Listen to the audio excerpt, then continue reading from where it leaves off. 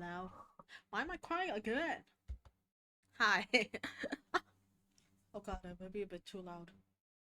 Oh wait, da da da da da da da la la la. I'll turn on the music actually. I knew it. I knew it every time. Style every time. Sorry. Ow. Sorry. Accident. Ow. You're so mean to me. So Why are you mean. drinking? Is it worth it? Is it? Oh, you guys can hear the music.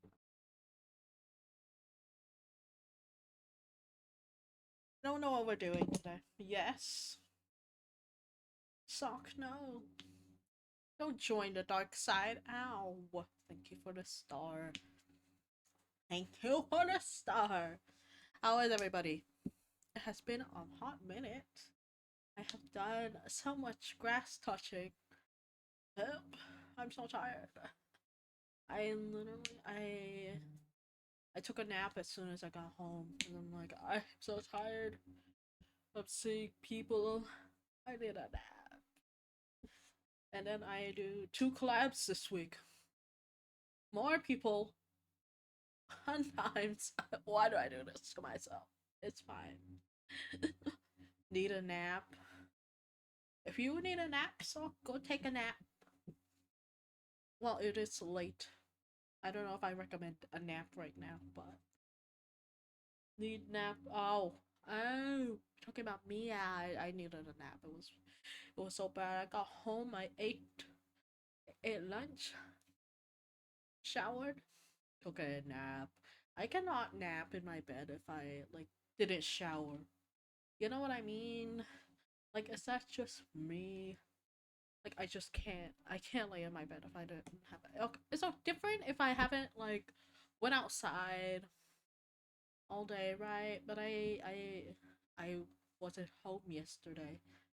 Like I need a shower. I need my own shower in my own bed. Finally have some good sleep. Cause I slept on the couch last night and it was not the best. But I did have a cuddle buddy. I cuddled with some cats. With some cats, which is awesome. Highly recommend. I'm quite surprised they don't kill me because I'm allergic to cats. But I guess it depends. I don't know. I don't know the logistics of it, but I am allergic. So I don't know. I did take allergy medicine before. Oh, maybe that helped a little bit. Anyway, I'm here. And I don't know what the fuck we're doing today. I just wanted to see you guys. I missed you guys. I hope you are all doing well. Um, yeah. Anything else happen? We watched. I watched. Oh God, I watched a few movies. We finished Twilight on Friday. And before y'all come at me, we weren't watching Twilight for like. Oh, it's good. We were watching Twilight because it's like so bad. It's funny. You know what I mean? Like like there's so many memes from Twilight. That's beautiful. Uh, well, we finished it. First time ever. Um, that was my first time ever finishing the movies. The Twilight series isn't that bad. To each their own. To each their own. I mean, it's not. It's not. If it was like that bad, I'm sure we would have like stopped and been like, "Can we watch something else?" But it's it's a guilty pleasure, I would say. There was something else we watched. Uh, what else did we watch? Oh, we watched Smiling Friends. I finally finished watching Smiling Friends. It's so good. It's the last 2 episodes are there's something. There sure are something. But I will miss Alan. I think Alan was my favorite character of the show. Um, and then I still didn't watch the last two. Good luck. Good luck. That's all I will say. Good luck. Good luck to you. Um, and then we watched Markiplier play a bit of Resident Evil Requiem. Leon, that man. Leon, that man. Scrumph delicious. Scrumph delicious. I actually got I got the demo for Resident Evil 4. We might play some today. I don't know. I tried the demo before. I was such a baby. I couldn't get through the demo. It was so bad. I wish Markiplier was real. Imagine if he was real. Crazy. Um, what else? What else did we do? We ate some Chinese takeout, which was pretty good. And then yesterday, oh god. Guys, my original plan, okay? My original plan, I was gonna have like 2 drinks and then go home. That's not what happened. That's not what happened. Oh my god. I had like 4 or 5. It was I had half a soju, I had half a buzzball, and then I had like two I had 2 Modelo Aqua Frescas. They were pretty good. Um so I had to stay over. I had to stay over because it was so bad. Like I can't drive right now in this condition. I'm thinking the night the drinker. I was the drinker. I wasn't like I was eating. We had food and like water. I was drinking a lot of water. I wasn't like drunk off my ass. Um, but oh my god, we ordered pizza, but the DoorDasher like picked it up and then they dropped it. And then we never. And then there was another dasher, but the store fucking closed. And I'm like, bro. So we had to get instead of Little Caesars, we got fucking Domino's. Okay, it was at that time of the night we were like, we need some pizza. It don't fucking matter. Like that's the only fucking place that's open right now. So we got Domino's. Um, yeah. What else happened? Um, I think that's it. Very, very eventful weekend. Eventful weekend. It was something. It sure was something. I have I do have a bunch of demos. We're probably gonna do a lot of demos today. I don't know what else to do. I don't really have a game in mind for next week, so we'll see how that goes. Okay, let me turn off the music.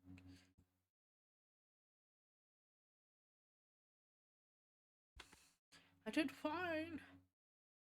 Please hate you, demo. I saw this on TikTok a while ago. I don't think the demo is on Steam. I think I only have it on Itch.io. How do you say it? Itch.io? However you say it. So I wanted to try that one out. Oh god, okay, that's a jingle jangle! Jingle jangle, jangle, jangle, jingle, jangle. Let's turn this down a bit. Oh shit. Oops. I forgot I have it like that. Should be okay now. Okay. Be this loser, designer victim. Okay.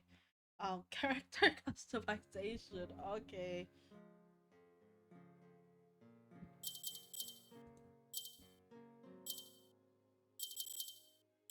I don't like the jingle sound. Oh. Where's my hair? My hair? Can you spin? Can I spin you? No? That's okay.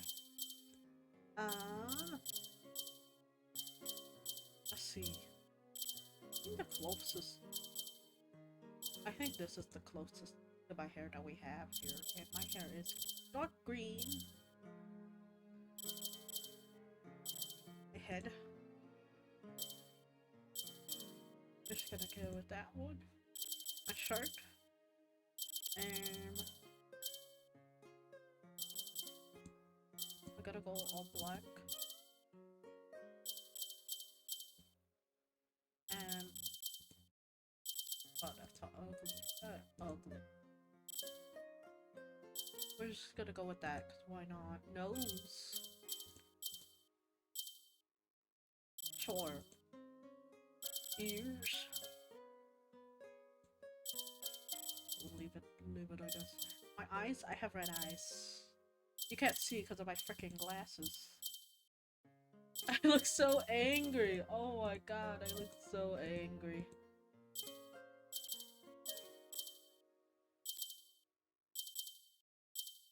No glasses. What's red? I look so angry though. They fixed my mouth. Okay, that's evil. I'm not evil. Nerd glasses checks out. I am not a nerd. Also, I need to fix. Whenever I hate how it freaking does this shit. Whenever you click out, it goes to black, and I'm like, I can't fucking see, motherfucker.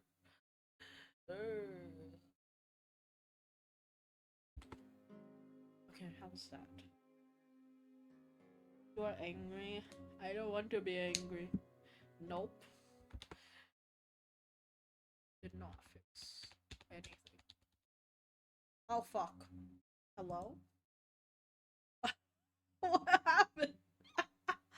I don't know what happened.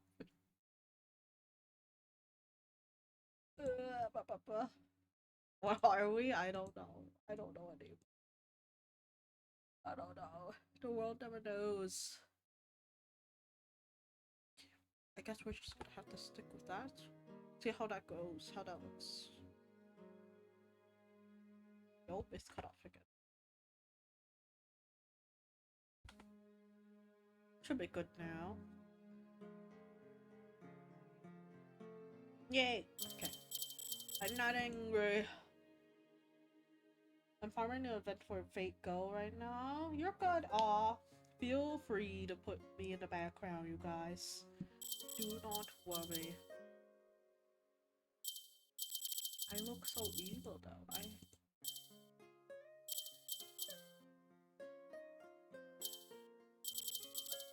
We're gonna go with this one and we're gonna make it red. Yes, there we go. It's me.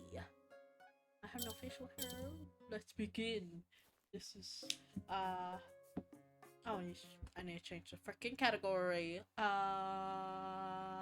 Give me 1 second. Games and demos.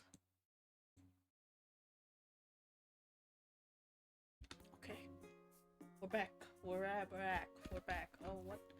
Why are we in the woods in the first place? I would never go into the woods. Fuck that. What is this? Read? Be sure to read every sign you see. You never know what's in someone's notes. But one will say something useful. Can I not do anything with this? Okay. I will say, whenever I see this freaking picnic blanket, I just think of Mari. I will never forget her. Is this a checkpoint? It is. Oh, where? What is this? Nowhere? Okay. There is a coin. I want the coin. We must go up. You're gonna hit me, aren't you? No? I see. You're gonna hit me, aren't you? Oh, what the fuck? What does the tree have a gun? Who gave the tree a gun? How do you even go around that?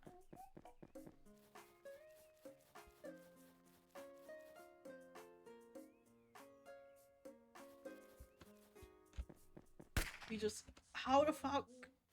Oh. I wanted to try this game. Yeah, I saw it on TikTok. Oh my god. It's just a demo right now. I'm waiting for the game to come out. Oh my god. Is there another way? No. Bruh. What am I supposed to do?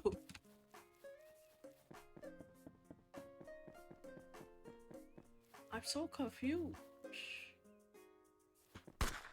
Oh, okay. I just go speed. That's what I do. What the fuck? That tree came out the freaking. Yeah, ops in every corner. No, for real. They said trees hate you. They hate me.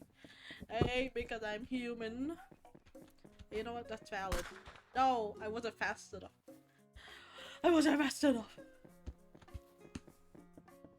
What the f- Where did that tree come from? Where did that tree come from? Oh my god. Okay, what the hell? Just wait here, I guess.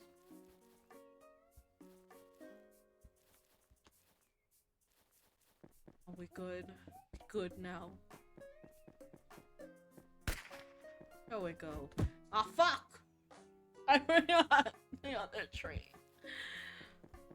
It's okay, we're learning, we're learning, we're learning. Waiting.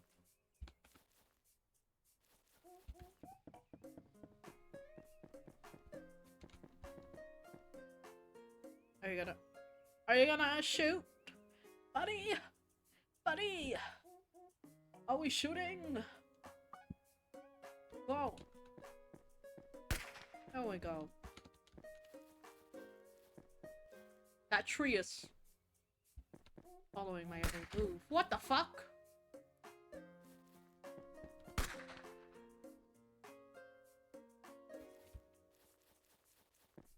Huh? Okay, we made it to the checkpoint. What the f- That tree was following me! Stalker ass tree. What the fuck? Can I help you? What the? Two? Two? Two, really?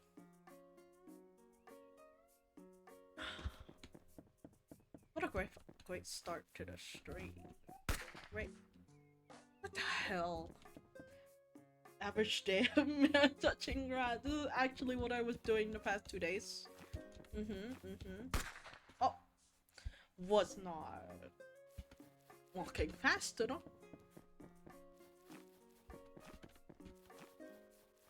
The tree is literally following me. What is your problem? I wasn't even in the way that time.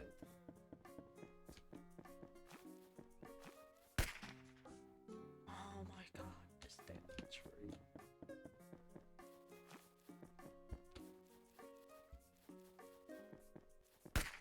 What the? How did I do it the first time? I forgot. I forgot. I guess I need to like stop and wait, I guess. Again.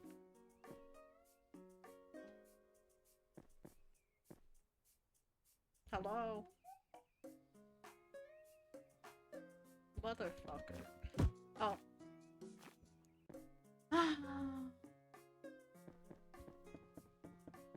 This is so fun. Thank you for checking in, Mogu. Oh my. How are you, Mogu? Welcome to this bullshit. I don't even know what. I'm gonna try one more time. One more time. I literally don't remember how the fuck I did this, but. Good, and you? I'm doing great. I got trees. Trees. Fucking. They hate me. Look at these. Who gave these trees guns, bro?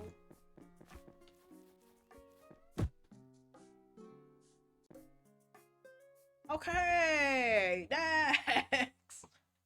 Next. The next one, I think, is a visual novel.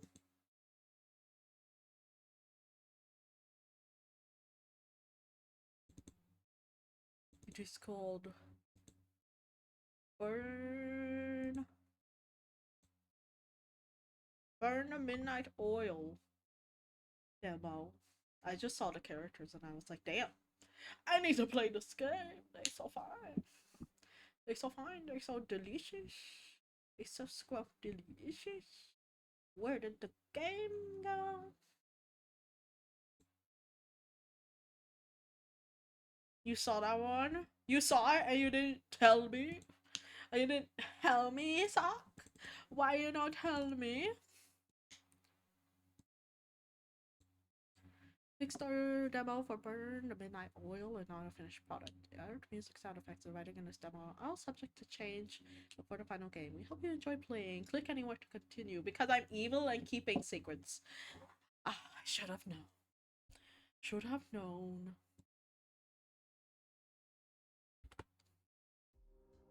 Look at them, bro. Delicious.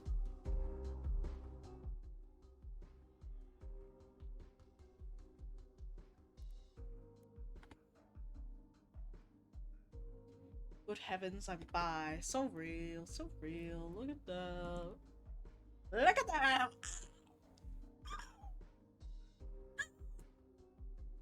Wood. Wood. Okay, okay.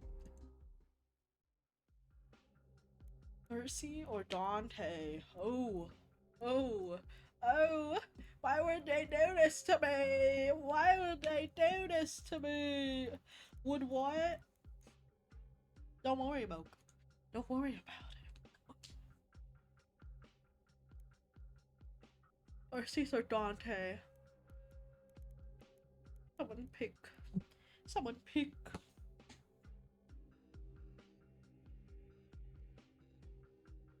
I have to buy for this. I won't worry. Good, good, Bunker, good.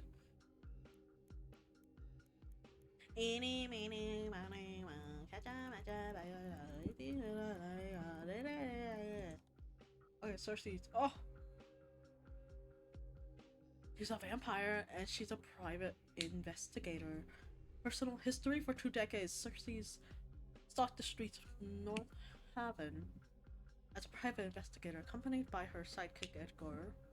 She mostly deals with trivial jobs like catching cheating spouses, finding missing pets, and slaying vampires. Wait, but you're a vampire. You like vampires or werewolves more? I like vampires. Vampires all the way.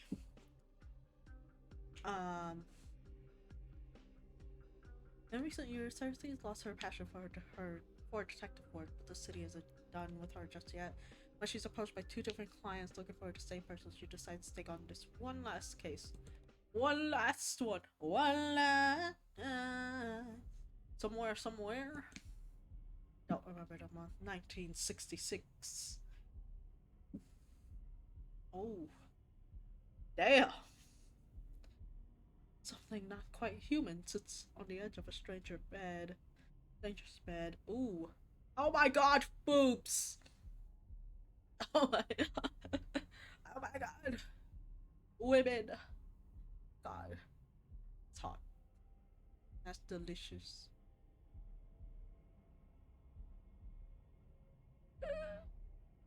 Freak Nation is back. Hello, Frosty. Hello, Frosty. Of course you come in. Of course, this is when you come in. Wonderful timing. Leisurely lapping at the blood coating her fingertips, saving her leftovers. Ooh. She turns her head to stare at tonight's meal. A handsome man, currently lost inside his dreams. That's a lot of blood. Are you sure you didn't kill him? I think he might be dead. She wants to be certain she's now imagining the steady rise and fall of his chest. The last thing she needs is a trail of bodies leading them to her. But even the imprints of her teeth on his fair skin have already faded. When he wakes up tomorrow, his memories of the entire night, of her too, will be gone. He'll go on with his life like he never met her. You gonna clean up that blood so he doesn't... Oh, I don't... He'll get married, have a kid or two, grow old. Die? Okay. She'll remember him for a while, but she won't be sad about it or miss him or ever ponder what could have been. He's not the first male whose bed she's seduced herself into, and he could never be the last. So pretty. You're pretty, Belle. Her eyes traced the stranger's features one last time, searching in vain for a different face. His face. Before your humanity was stolen from you, could you have been anything like this man? Or have you always worn your penchant for destruction with unbridled pride? Damn, talk your shit. Hing. When the stranger stirs in his sleep, she accepts that she won't find whatever she is looking for here. It's like, I'm dipping. I'm out. The time has come to part ways. Sweet dreams, Arthur. Oh, I can never sleep with a man named Arthur. Sorry, like, get a better name, I guess. At least she thinks that was his name. maybe it was his name. Jazz Maker. It is midnight. I am writing to you from yet another city whose name I couldn't be bothered to learn. Move out of the way, Arthur. That should be me. Too real. I'm not sure what day it is or how long it's been since I bid you goodbye for the last time. Maybe it's been days. Maybe it's been weeks. Maybe it's been years. Since your death, I haven't had anywhere to call home. I only stay in one place long enough to take shelter while the sun is out, and then I'm back on the prowl. On the prowl. I like her. It's mostly men. It's mostly men.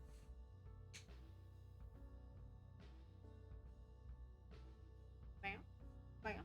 Do you like girls? Do you like women? Asking for a friend. I just really want them to remind me of you, even though none of them look anything like the you I knew. Living or dead, I suspect no one will ever remind me of you. I should probably be grateful for that, shouldn't I? Maker. I've taken to hunting every night just to keep me sane, but I don't think it's working. I fear I might have lost my mind long ago without noticing. At least I don't think I'm making things worse. At least I'm keeping busy, which means I have less time to think. That's a good thing. If I think too hard or too long, I'll start thinking of you. No thoughts here. I make bad decisions when I think of you. Maker. Remember how you always used to say that creatures like us weren't made for rules? I always disagreed, but only out of spite. We both know you were right. I hate being told what to do. So true! Me too! I hate it so much, I'll fuck everything up for myself just to do the opposite. Whoa. Okay, well, I was agreeing. I don't think we agree anymore. I miss it now, though. If you were here, I wouldn't have these doubts. I wouldn't have to worry about right or wrong. You would make all the decisions. You alone would be responsible for the terrible, terrible consequences of our actions. Without you, I find out I'm no longer just lonely. I'm alone. You promised me even death could never part us. Oh, she is going through it. So why don't you take me with you? Shit. We're walking down an alley. She slinks away from the crowd, seeking shelter in the shadows of the nearest alleyway. Shit, shit, shit. But this is it? All those years lead to this? She's still doing the exact same bullshit she used to do when she was trailing after him. Only now she's doing it alone. And to what end? What is the point of living like this? Hell, can you even call it living? What? She almost doesn't dare say it. What if I just ended it? Oh no, girl, no! No! No, don't do it! Don't do it, don't do it. She already died once, her second death doesn't even have to count. Oh god. Some might call it suicide, but Cersei gave up on heaven a long time ago. If such a place even exists, she was barred from entering many murders ago. All things must end someday anyway. Perhaps it's my turn now. Jesus. Yeah, I was not expecting that. Jesus. That thought brings her a strange sense of peace. I did not see if there were any content warnings, so I'm sorry. I'm sorry. She slows down her heart down and leans her head back against the brick wall and just listens. She hears traffic She hears laughter. She hears music. She hears colleagues stumbling to their next bar, arguing who owes the next round. She hears couples spilling out to cinema, giggling and necking, and whatever couples do. She really, really strains her ears. She can even hear a couple of homeless drunks laughing their asses off over a joke that definitely doesn't deserve such unfiltered glee. It all sounds like life. Fuck! Yes, don't do it, girl. You have so much to live for. Fuck, fuck, fuck, fuck, fuck, fuck, fuck. All these years. All these years. And she's ready to kick the bucket because. Because what? Because I'm a man? Absolutely not. Because he is gone. Damn right. Stand up. Stand up. She can't even make it a year without him. How is that fair? It's not. It's not fair at all. It's stupid. It's stupid. It's stupid. And worst of all, it's humiliating. I can't English. Humiliating. Humiliating. Humiliating. Yep, that's a word. She mourned enough, doubted her decisions enough. She wants to live, so she's going to live. Yeah. Yeah, that's right. That's right, sis. Stand up. She'll keep going out of pure fucking spite if that's what it takes. Oh. Oh, wait. Oh. Here, anybody else sick? I gotta turn you up a little bit.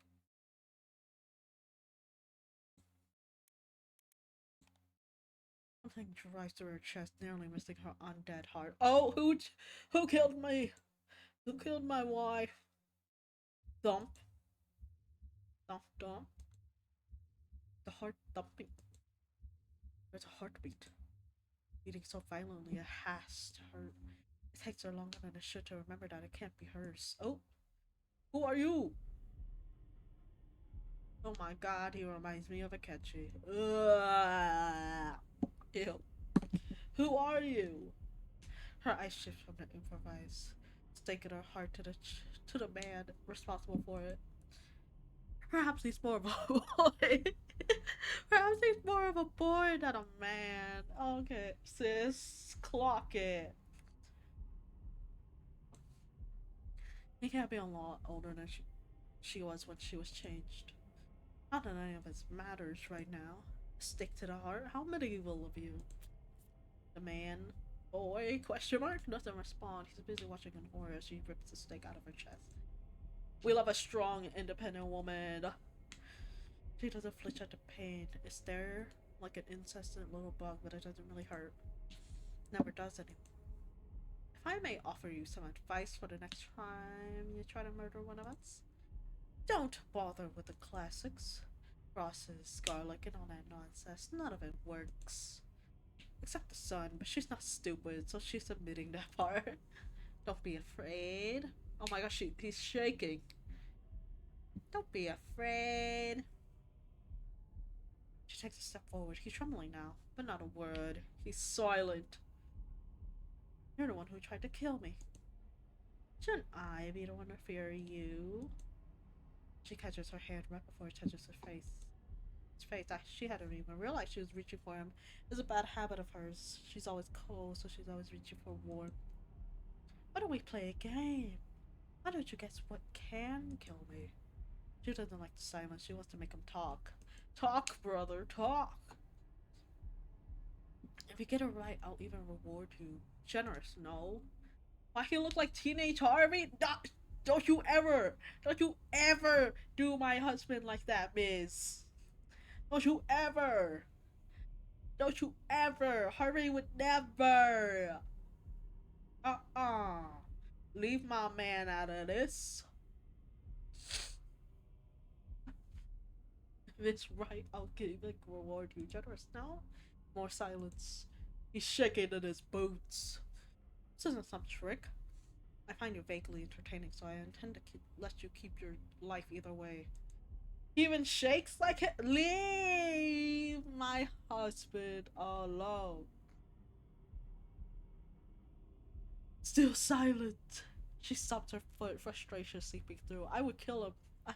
I would kill him. You're not going to talk to me at all? He's not even meeting her eyes anymore. She follows his gaze downwards. Ugh, men. Right, am I right? Correct. Interesting choice of priorities. Checking out my boobs at a time like this. What? His name is Edgar? Of course his name is fucking Edgar. Look at him. Fucking Edgar looking ass. No, that's vile. I would never do that. He speaks. Well, now I'm offended. What's wrong with my boobs? Nothing. I think. I mean, I wouldn't know because I wasn't looking at your chest area. Okay, it's okay to say the word, Edgar. It's okay to say boobs. I'm not that kind of man. Oh, so you're gay. Now, what kind of man are you? He ignores the question. I was looking at that. He gestures wildly to the hole in her chest. Oh, the hole in my chest? Don't worry about it. Or whether where the hole used to be less than a minute ago. It's already healed like it was never there. Another reason luck isn't on your side tonight. I just fed. What? I just fed, so I heal faster. The blank, stupid look on his face is oddly endearing. Do you know nothing about our biology, idiot? What did you just say? Dumb, idiot. I called you an idiot. Would you like me to repeat? He whipped out the knife you already knew he was hiding in the pocket of his coat. Yeah, you already tried to kill me, bro. You think I'm scared of you? Don't patronize me. He points to the blade. He points the blade at her. Or call me an idiot. If you behave like an idiot, I gotta call you an idiot. Simply smarten up if it bothers you. Clock him! Clock him! I love her. I love her queen. You think I care what you think of me, you leech? Hey, leave her alone. Evidently, you're not particularly good at hiding your thoughts. Why are you dragging this out? I'll never beg a vampire for my life if that's what you're waiting for. Just kill me and be done with this already. She sort of, kind of, not really tries to stifle her lie. She's like, I don't want you. She's like, I don't want you. This is off even more. What's so funny? Sorry, it's just your accent. I only recently realized it now. It is so British. Oh, he's British. Oh my god. No wonder he's carrying a fucking knife around, bro. He's British. He got. Do you want a bottle of water? You want a bottle of water? Do you want some beads? Freaking British. Where's your freaking? No, you don't have a gun because you have a knife because you're British. Freaking British. Welcome to North Haven, England, where quite literally everyone talks like this. Oh god, we're in England? Oh lord. Oh, so that's where we are. She looks around, taking in her surroundings for the first time. She's not sure how she got here. But it doesn't matter anymore, does it? She's here now. You're not from here. Obviously not. What gave it away? Your accent? Are you American? When it's convenient. Suppose it doesn't matter where you come from. You still fit in perfectly with the other bloodthirsty freaks in this city. Why are we talking, bro? Why are you not dead yet? You amuse me. I definitely can't kill you now. Why not? You're my jester now. Why, you almost sound disappointed. Of course not. But it doesn't matter what I want. You should do it anyway. Why? Because we can't both walk away from this. It doesn't work that way. Says who? He rolls his eyes. Don't you roll your eyes at me. How about this? If you don't kill me first, I'm going to stab you in the back as you walk away. With that silly little kitchen knife, I've seen babies with stronger grips on their toys than you got on that. Damn. I love her comebacks, bro. She's so good. His grip loosens down. I feel like you should be gripping it tighter now. Meanwhile, I could kill you with just minimal effort right here, right now. I could snap your skinny little neck with my bare hands and not even break a sweat. Can she do that to me? Who said that? Only that wouldn't be very fun, would it? I don't kill as often as you may think, so I like to take pleasure in it when I do. I make it slow, slice your neck, but keep the cut shallow enough that I have to suck the blood out.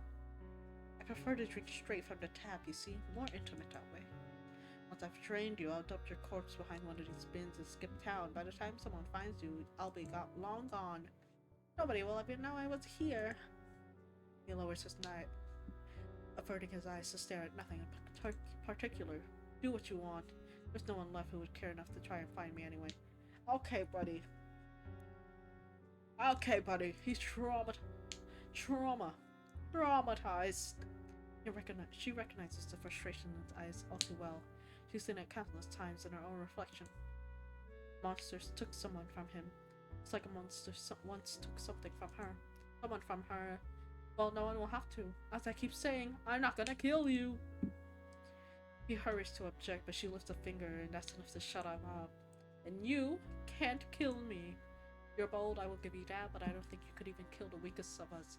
You know, I let her clock. She's just clocking him the whole fucking night. You're not strong enough, and that's not an insult or a slight against your ego, or an attempt at undermining you. She's telling the truth. It is simply fact. You are too weak. Don't you think you're underestimating me a little too much? No, I see you exactly as you are. You're not a threat to me. You're not a threat to anyone. You want revenge, but for whatever reason, you can't kill the one you actually want dead. So you poured all your resentment into the first vampire you could find. Me, apparently. Maybe you thought I'd be an easy kill. Maybe you really thought you could do it. But if I had to guess, I think you knew you would fail. Oh my god. I think you wanted to die. Damn. I imagine you changed your mind by now, staring death in the face. You're no longer so tough. Still, your pride prevails, so even if anything I just said happened to be the truth, you never admit to it. Would you? He drops the knife on the— oh, he looked like a sad puppy. Look at him. Sad puppy boy. He dropped the knife on the ground as Cersei knows she got him. He's not weak because he feels fear, or because he still looks at her like she's a person deserving of empathy or worse, sympathy. He's weak because he was born that way. Damn! Cersei's was much stronger when she met the one who made her. Her maker has been— what is this? Huh? Oh. Maker, the creator of another vampire. Yes, I know. That's what I thought it meant. But thank you, I guess. Has spent an eternity mastering the art of pretending to be something he'd never be again. Yet when she laid eyes on him, she still seen what he really was. A monster. Monster! How should I feel? But even knowing that, she still lost him. She's still been too weak. Not anymore, though. If you'd like, I could teach you. Why in the world? Seeing his confusion, she elaborates. How to kill vampires, I mean. You would teach me how to kill your own kind? Yeah, why not? No matter how much of an idiot you think I am, surely you don't think I believe that's a genuine offer. Your kind pay on the weak, but you're loyal to your own, even I know that much. It's not wrong. Contrary to popular belief, most vampires are social creatures. They thrive when they are together. In theory, at least. Reality is more complicated. It's frowned upon, I know, but I don't mind offending people. As a matter of fact, it might just be my favorite pastime. It's not just me. You're insufferable with everyone. How dare you? But yes. I love how she tried to fight back, but she was like, you know what? Yeah. Yes, I am. She offers her hand with a smile far too dangerous for anyone sensible to trust. What do you say? Do we have a deal? Shake my hand! Come on, boys. Won't you shake a poor sinner's hand?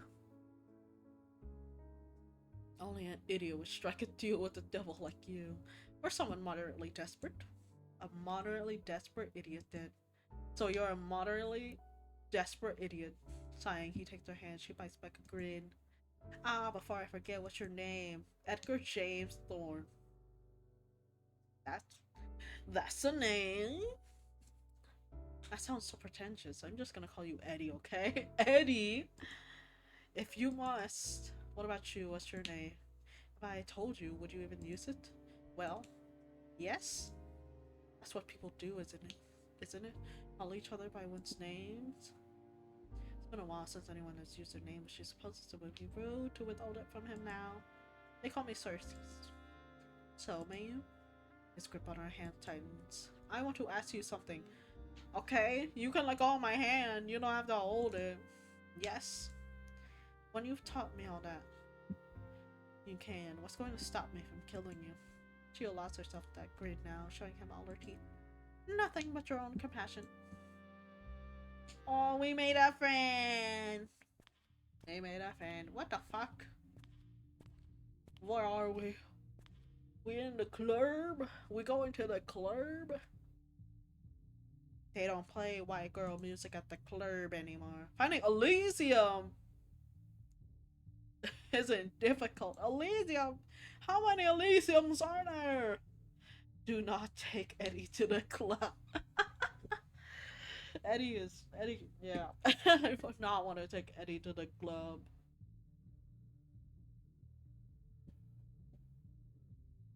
Elysium Fighter 5, Vampire Lazarus. Back in the 70s, Elysium is an underground music club, as well as the only sanctuary in all of Northern Haven. Oh.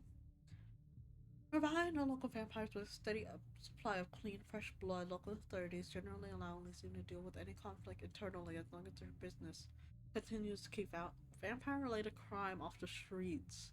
Various spells and other magic tricks are used to keep Elysium's exact location a secret from anyone who hasn't received an invitation. Other local supernaturals know the club is somewhere underground a little else. We're going to the club! Everyone turn up! The dark of the mother thirsties the way of my others. Even if it did, she navigated these tunnels enough times to remember each step. I should probably save, shouldn't I? I'm gonna save. I don't know how long this is.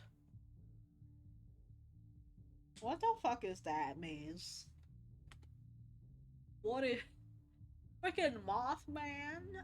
Why do you have that? Why do you... Getting inside that poses some trouble. It wasn't always such a hassle. Cersei's was once a regular Elysium, cautiously welcomed by its patrons because of her relationship with Lazarus. I'm guessing that's her maker? Me in the club. Okay. In the club, we all fam.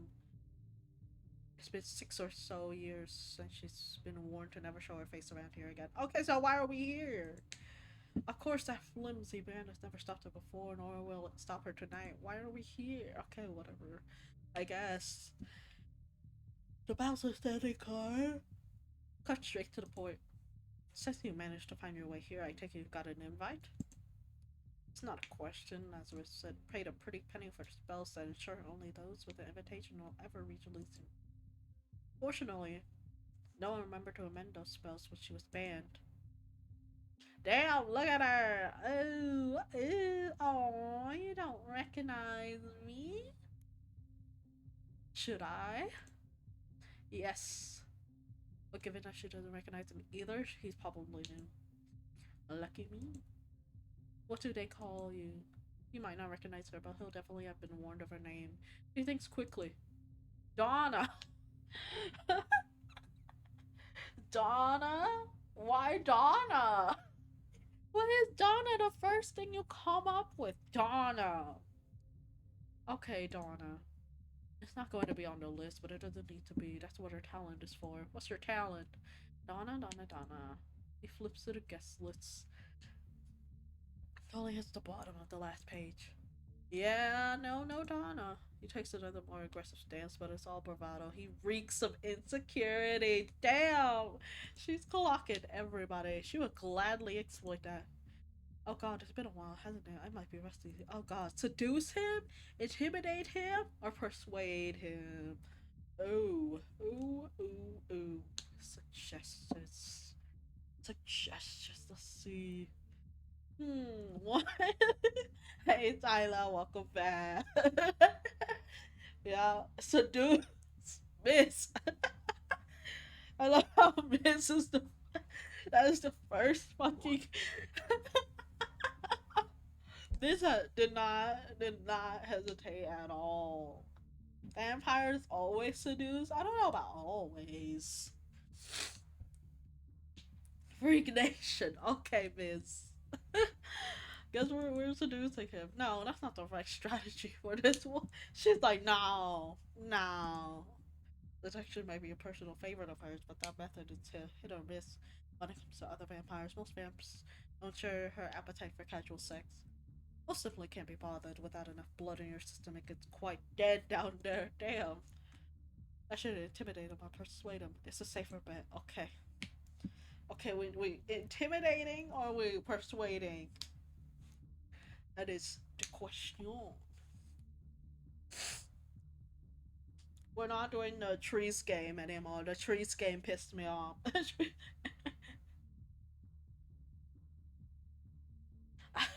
Like, oh my god, I had to leave. I was like, what am I doing wrong?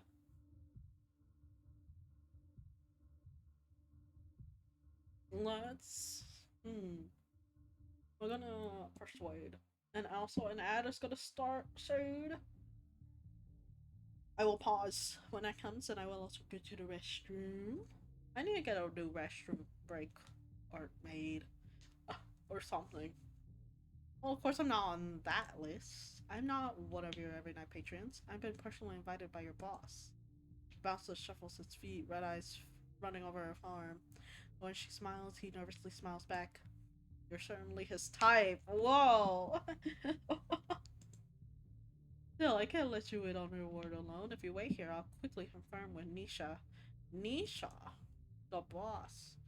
Manager, right hand woman. She may only be human, but her street smarts have earned her respect. Oh, okay, queen. Steve has a hand on his bare forearm, leaning forward with a dangerous grin. You should trust me. I have no reason to lie to you. Ooh. Look at her face. Oh, queen. Right? Right. That was easy. Compulsion is a mind control. She can't force people to entirely transgress their own nature. It simply sways people in certain directions. Different methods, seduction, intimidation, persuasion, work on different people. The weaker their will, the further she can push them. With enough practice and a right target, you can convince someone to do almost anything. Now, may I come in? What? Oh yeah, of course you can. He shakes his head, still in a daze, to step aside. Sorry about that. We'll get it sorted with Disha that you're on the list next time. How sweet of you. And just like that, she's in. We're in the club. We're in the club. Where is everybody? Where is everyone? It is dead inside this club. It is dead. Where is everybody? Elysium, the only sanctuary in the city for creatures of the night. Since the 70s, Elysium has been an what? Haven for vamps who gather and feast without repercussions. Donors, that's what they call the humans selling their blood here. Some of them are natural masochists, taking pleasures in being fed on. Others are only here to make some good money. Most are here for both, and a select few loonies come here with dreams of one day becoming vampires themselves. But to my knowledge, few, if any, have yet the honor of experiencing the change. It's nearly been a year since Cersei's last set foot in Elysium. One quick look around promptly reminds her why she's been avoiding the hellhole. Nothing's changed, everything's exactly the same. Oh, it's starting in a minute. Mercy inhales, her still lungs breathing in her irresistible pressure set of blood. The familiarity should comfort her. In a city that's rapidly changing, more so now than ever, Elysium's been one of our only contestants. But it gets so damn boring. Among the 40 to 50 something vamps who permanently reside in North Haven, Cersei can count on one hand which ones aren't regular at Elysium. They're a tight-knit group who come here night after night to dance, drink, and smooch.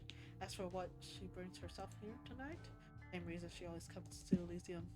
She's looking for someone. Who are we looking for? Who are we looking for? Let's see. She double checks the pictures the client provided. It's an old photograph. A blonde guy, cute enough if you're in his age group with baby blue eyes and a smile that's up to no good. Oh god, not the blue eyes. Basically, I'm looking for a less alive version of this guy. Cool. She scans the dance floor for a mop of curls, but there's no one. Either Intel was off and he's not here yet, or like most of us, he's taking on a different look in his new life. Wait, does she also have a different look? I would like to see her other look. I would definitely probably prefer this look, but I am curious what the other look would be. It's annoying they don't have a more recent picture, but this is what the client offered, and Edgar couldn't find anything more recent. For now, she should find someone who might have a better idea of where she can find him. Find Nisha? Find Larry? Oh god, question is, should I find Nisha or Larry Lazarius for that? That is the question. Oh, our ad started. I'm going to the restroom. I will be back.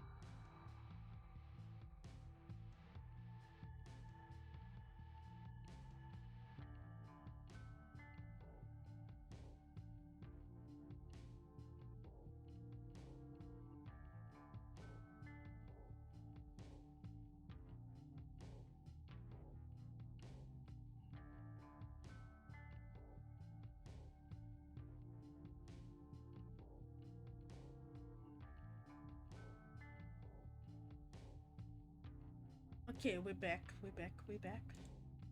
back. Okay. So I find Nisha as Lazarus. I don't even think the other person are they alive?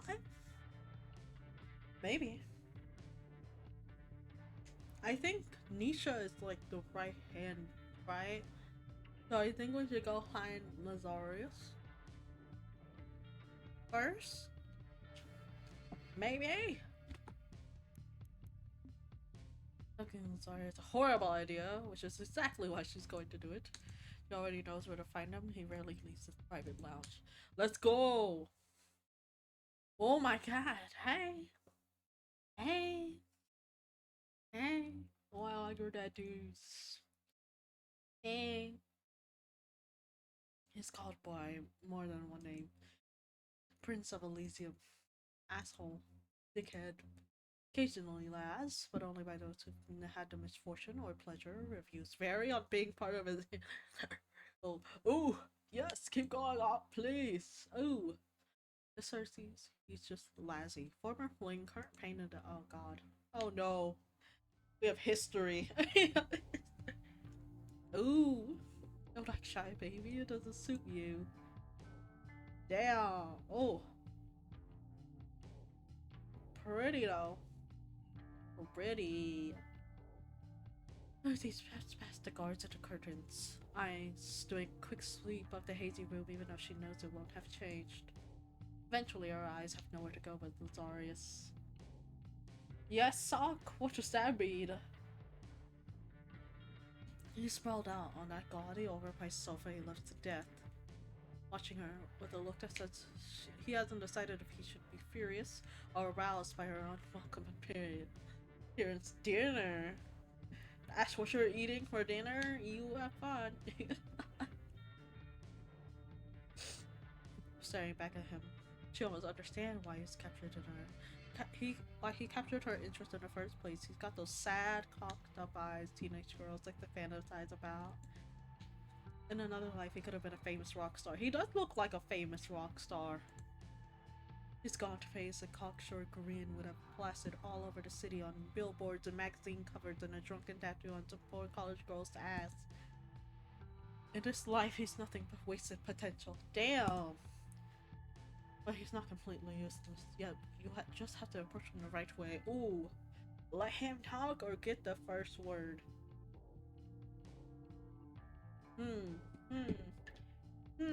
Thinking thoughts.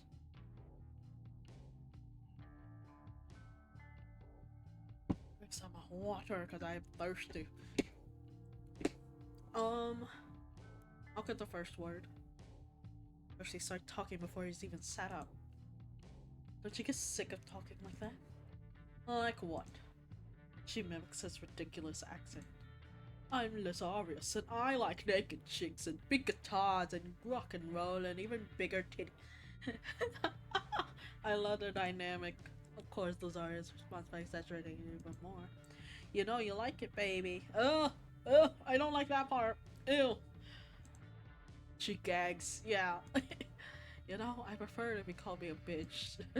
I'm not that much of a dick. Didn't invite me to sit if you're such a gentleman. He pretends to hesitate, but he's so impatient he can't maintain the charade for longer than a second. Whatever, you're already here. Go on, beautiful, have a seat. She eyes the city opposite of him for any suspicious blues before she sits. Better safe than sorry. Damn right. As petty as ever, aren't you?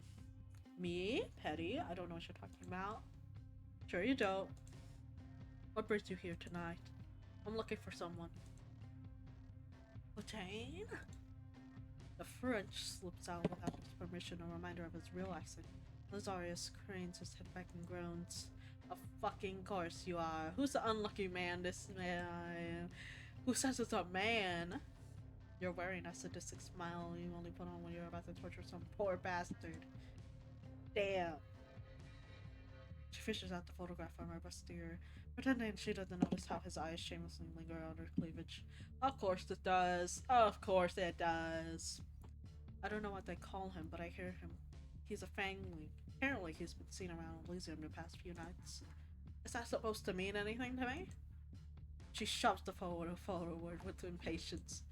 He's one of your patrons. You tell me. Zarya squints at the picture. Oh. Oh, this picture better be fucking Asian. Kid has no style at all. He'll look totally out of place at Elysium. Oh my god, of course that's what you're commenting about? Focus, brother, focus. I'm not here for your opinion on its abysmal sense of fashion. Do you know him or not? For real. He squints harder. Yeah, no, I've got no clue who this is. And thank fuck for that. I get nauseous just looking at him. That's what you're focused on right now? What do you want me to lie to you? Kid's got an unfortunate face. That's not my fault. Damn. Damn, y'all cooking him. They're cooking him. Turns away from the photo like it's offended him. I'm not trying to be disrespectful. You know, I actually suspect I'm allergic to the anesthetic. Cersei rolls her eyes, touching the picture back inside her bustier. Anyway, you know very well it's Nisha's job to keep track of who comes and goes. I've got more important shit to do. Right, sure you do. She eyes the glasses scattered around his table. Like drinking yourself to death over and over again? Zarius rolls his eyes at the question. They both know why he feels the need to drink as much as he does. Nisha loves responsibility. I don't. That's why we're perfect partners. Remind me, what do you contribute to this partnership? A lot. Really? Really? Do you? I don't think so, mister. Like? You know what? Nothing comes to mind at this moment, but I'm sure there's something. Right. That's what I thought. Elysium might be Lazarius' brainchild, but when it comes to running the place, he'll only do what he wants to do. Which isn't much. It's his right-hand Nisha, a human who manages everything.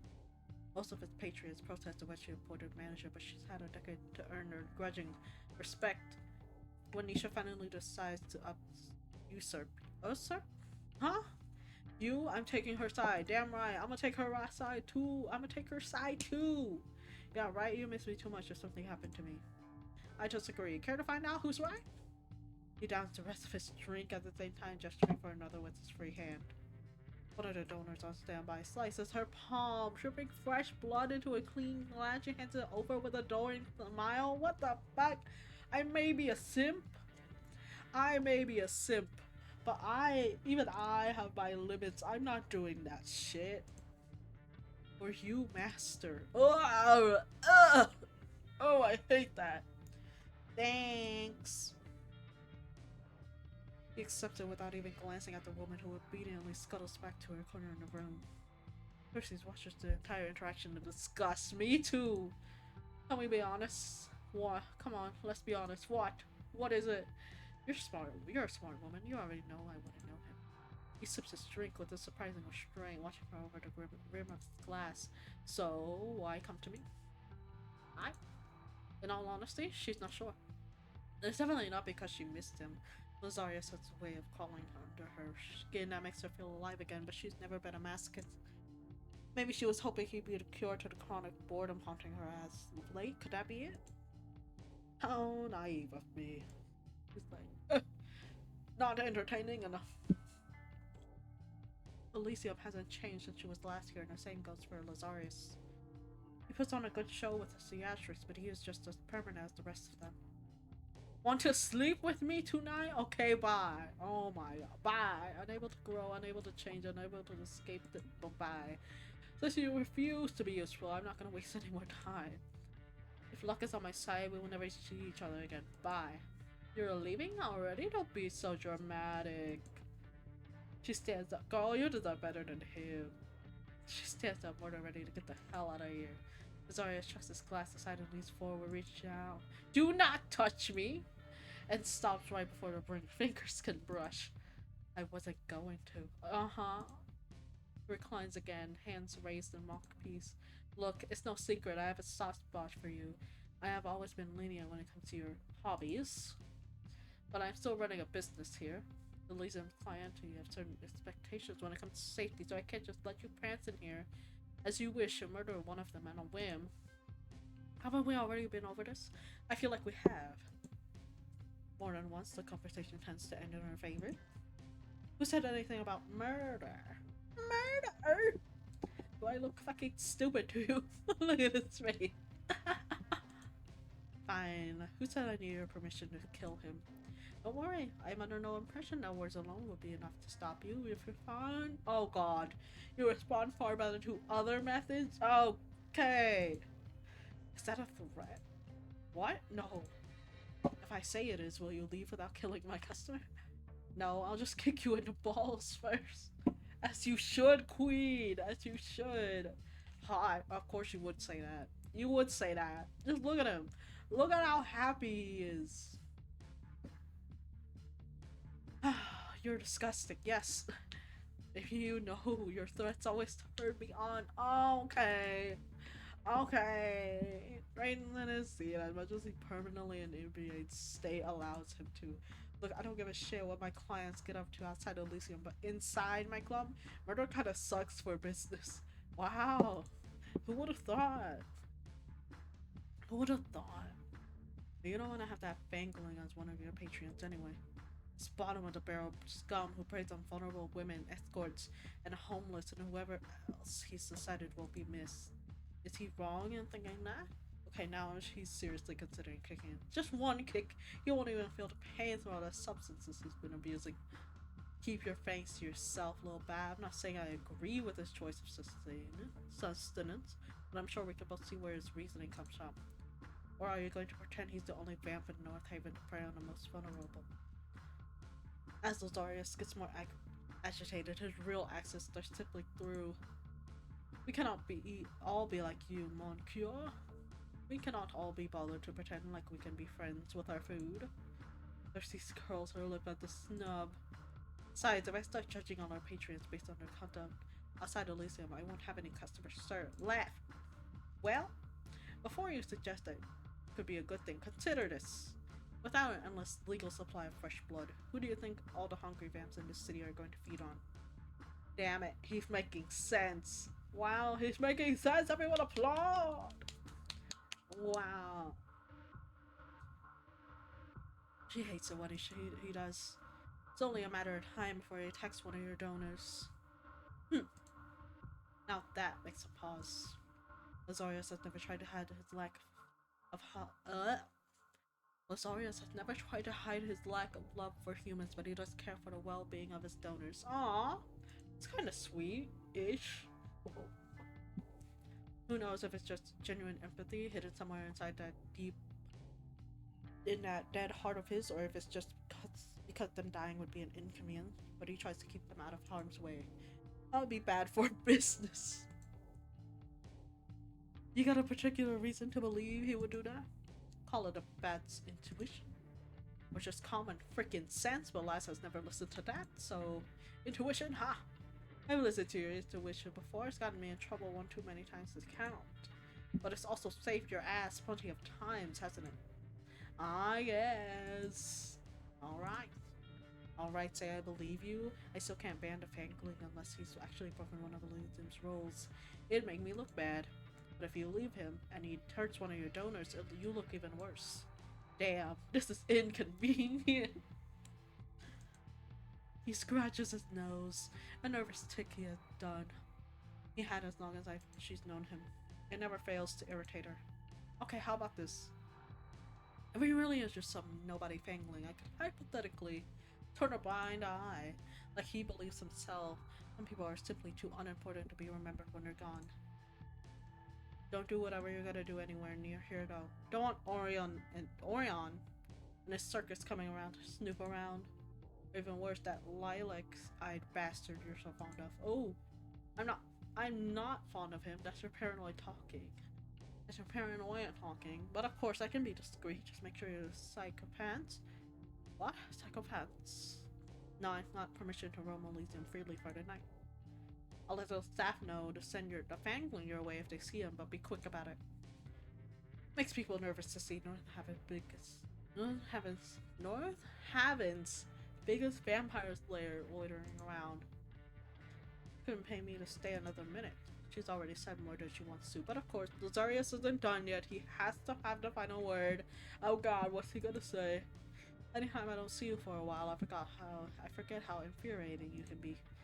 She's afraid to meet his gaze, already knowing what awaits. That look of pure, unadulterated affection. Oh god. Oh god, okay. You're repulsive. Have I ever told you that? Yep. More than once. Oh, okay. Yep, we're leaving. Don't worry, you don't need to like me back. I enjoy the violent sadness your revulsion brings. Oh yeah, we need to leave, bro. Fuck this guy. And not literally. Because Lazarius loves to wallow is all he ever does. He started even during our entire thing together, whatever it had been. She's happily sworn off relationships since theirs ended. Clearly, they're not just for her. And yet, a part of her still. No, love's just not for me. Too real. Too real. I'm sorry for the way things ended. I should have appreciated you more. Oh my god. It's the same speech every time. Leave! You were right to break up with me then, but it's never too late to take me back, bro. She don't want you. She don't want you. Would you let me be yours again? No! Say nothing back, please. Bro, say nothing. We're leaving. Oh, please. Who is she trying to pretend she is? The bigger person? You cannot seriously want that. I kind of want him, Miss. Why? Why? Explain.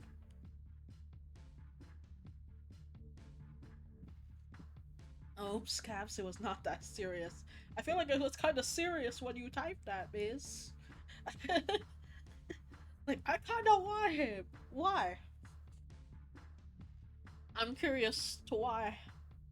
Bro, he wants a club. That's it. That's all it takes. Unlimited drinkies. That's all it takes for you.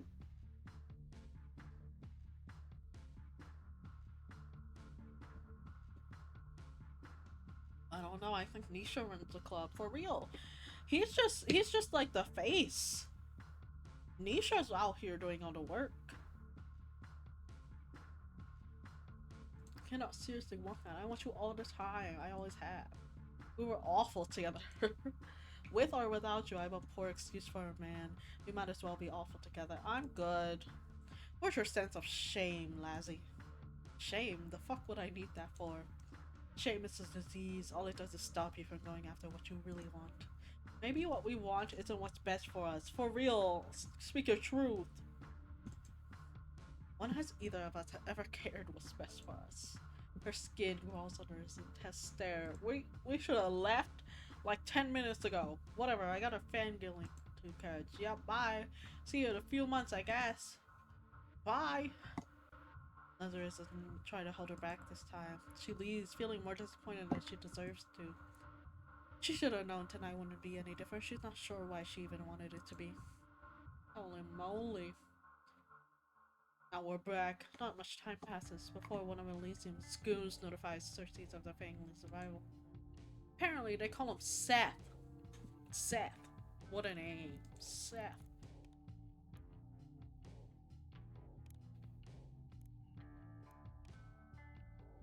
One of Laz's lackeys picks up his name from Nisha. Moments later, Cersei finds Seth loitering near the stage. She is right to assume that he's changed since the photograph. He's at least a few years older, though still young enough to just have graduated university.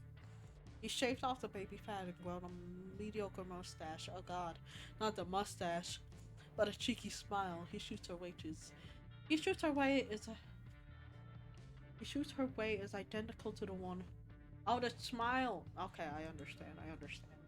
What the fuck? Or split circuit. Second, Cersei hesitates. He still looks so young, so full of life, even in death. Then she remembers what he's done.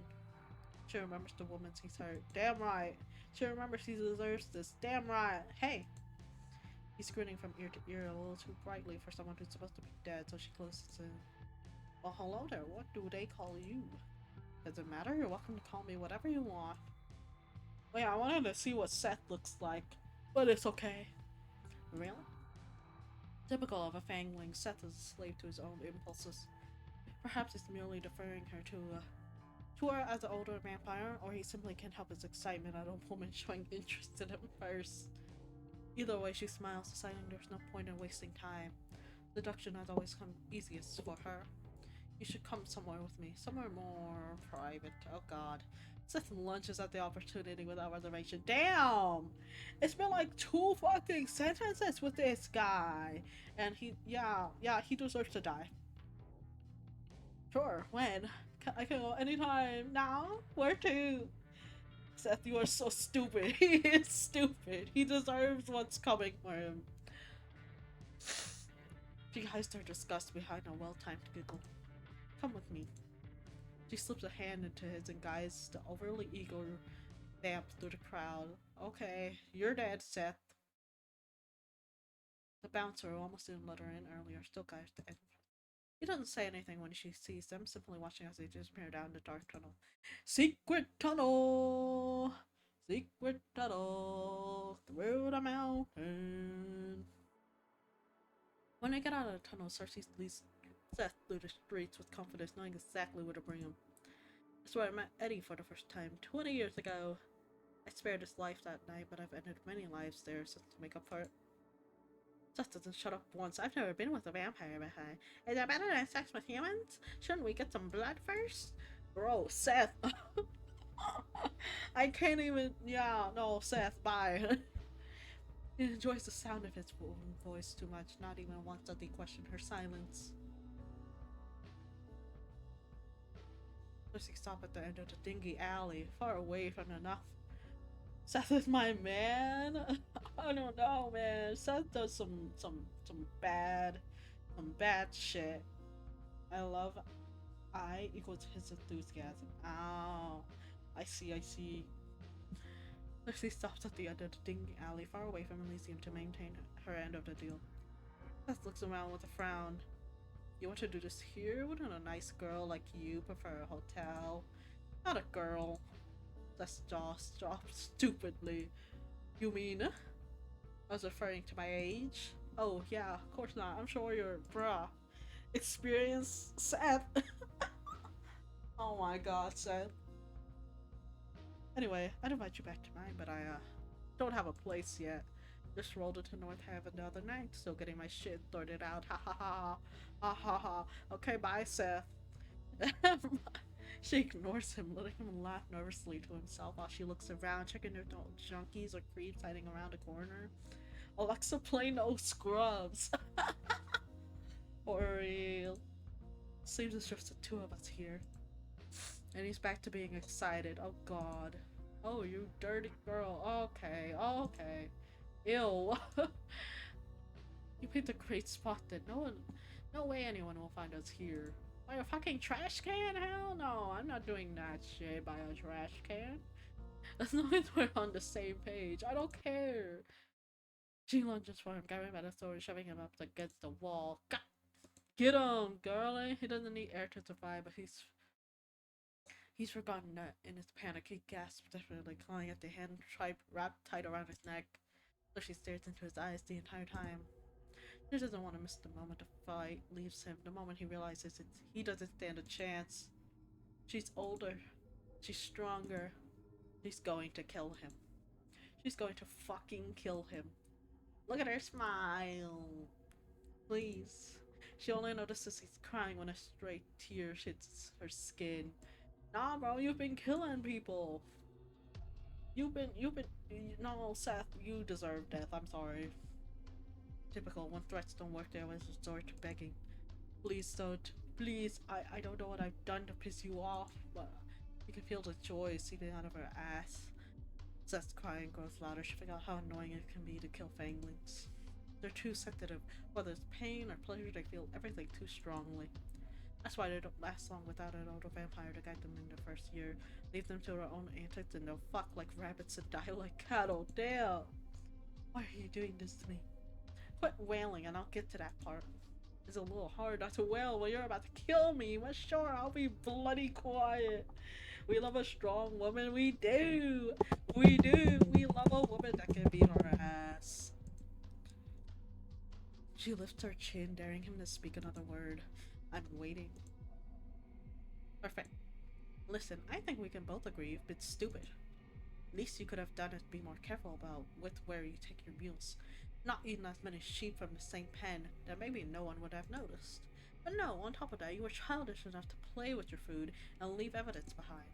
She sees the exact moment when her words start to seep into his dumb little brain. The games you like weren't very fun for your playmates, were they? Of course you liked that they didn't like it. Oh my god, Seth, yeah, you're dead. Didn't you? That's what this is about. They were fucking into it. No, they were not. And you talk like I've been touching them. I haven't. I never said that. I'm not sick. My mom taught me better. I see, so she warned you not to stick your dick where it's unwanted, but she forgot to tell you not to eat people? Don't bother denying it. You torture them, Seth. You snack on their flesh while they still breathe. So what if I like to steal a bite? What the fuck? Their blood is good enough to drink, but their flesh is too dirty for us? Oh my god, every vampire tried meat once. Yes, even you. I bloody know you have. And like I already told you, they fucking enjoyed it. Oh my god, her fingers twitch. Just kill him already. Kill him. Kill him. Did they tell you that before or after you drained and defiled them? I asked personally, but last I checked, the dead don't talk. Well, with the exception of us. Why does that matter? Aren't we the same? Aren't we? Then you should know it isn't fair to judge me. We're fucking vampires, apex predators, top of the food chain. Shut your ass up, Seth. Oh my god. Who cares what happens to the kettle? Oh my god. Can you get any more cliche? See, that's the problem with vampires like yourself. You have no regard for consequences. You think that just because you can, you should. Well, let me clue you in on one secret. Oh my god. Okay, we got strangling sounds. You shouldn't have. Release him. Who are you? You've got to be kidding me. Release him. I will not repeat myself. There's only one vampire in this city who would dare order such things around like that. Is it the other guy, Dante? Oh no, Abraxas. Abraxas. Ooh, kinda yummy. I don't like how. Why is your coat so big? Like, is it supposed to be like that? Damn, I need her. I need her too. I need her too. Damn, look at his form, bro. Ooh, ooh, ooh. Hey. You see, you should have killed him earlier. We wouldn't have to deal with this motherfucker. This is your final warning, Miss Cersei. I strongly recommend you heed it. I heard you the first time at Baxis. But I'm not one of your lapdogs. You should ask nicely if you want me to do something for you. As if playing nice with you has ever done anyone any good. How would you know? You've never tried. You're trying to distract me, but your efforts are in vain. Tonight I have even less patience for your antics than usual. Seth is under the protection of a supernatural secrecy. Horse, if you harm as much as the hair on his head, you will be in defiance of the Northampton supernatural law. What the fuck? What? Why? How did he get under there? Purely out of childish spite, she continued plucking a hair from Seth's head just to prove a point. It'll go back in seconds after all. Release him. Let me handle him. Meh, it's not as if this would be my first crime. I've broken at least 2 laws just tonight. This is a serious matter. How serious? I cannot say much. Just know that Seth is our only witness to an important investigation. I am? Question mark. He is?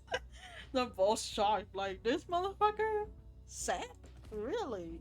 In her surprise, Cersei drops Seth on his behind. Seth scrambles to his feet, running to hide behind his Abraxas' imposing frame.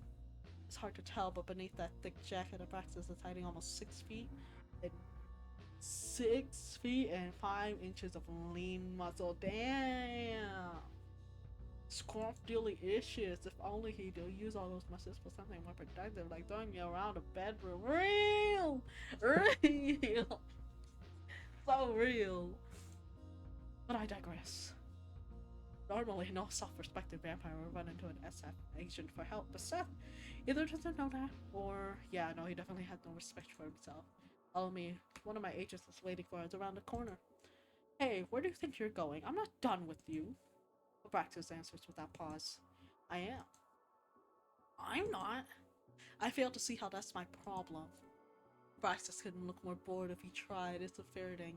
It's infuriating how he always carries himself with perfect poise, even as his shoulders hang heavy with guilt he thinks no one can see.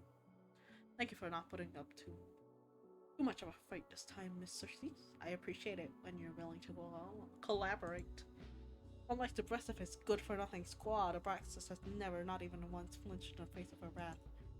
But there's always a time for first. Collaborate? You want me to show you how I collaborate? Oh, she storms up to him. Even in heels, she has to glare up at him, but the height difference has never intimidated her. Oh, oh, oh,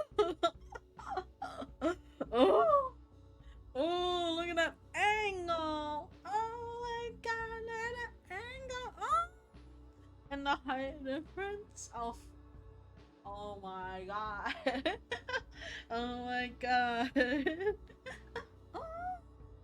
Don't bonk me! Don't bonk me! I can't appreciate the art style, guys. Come on.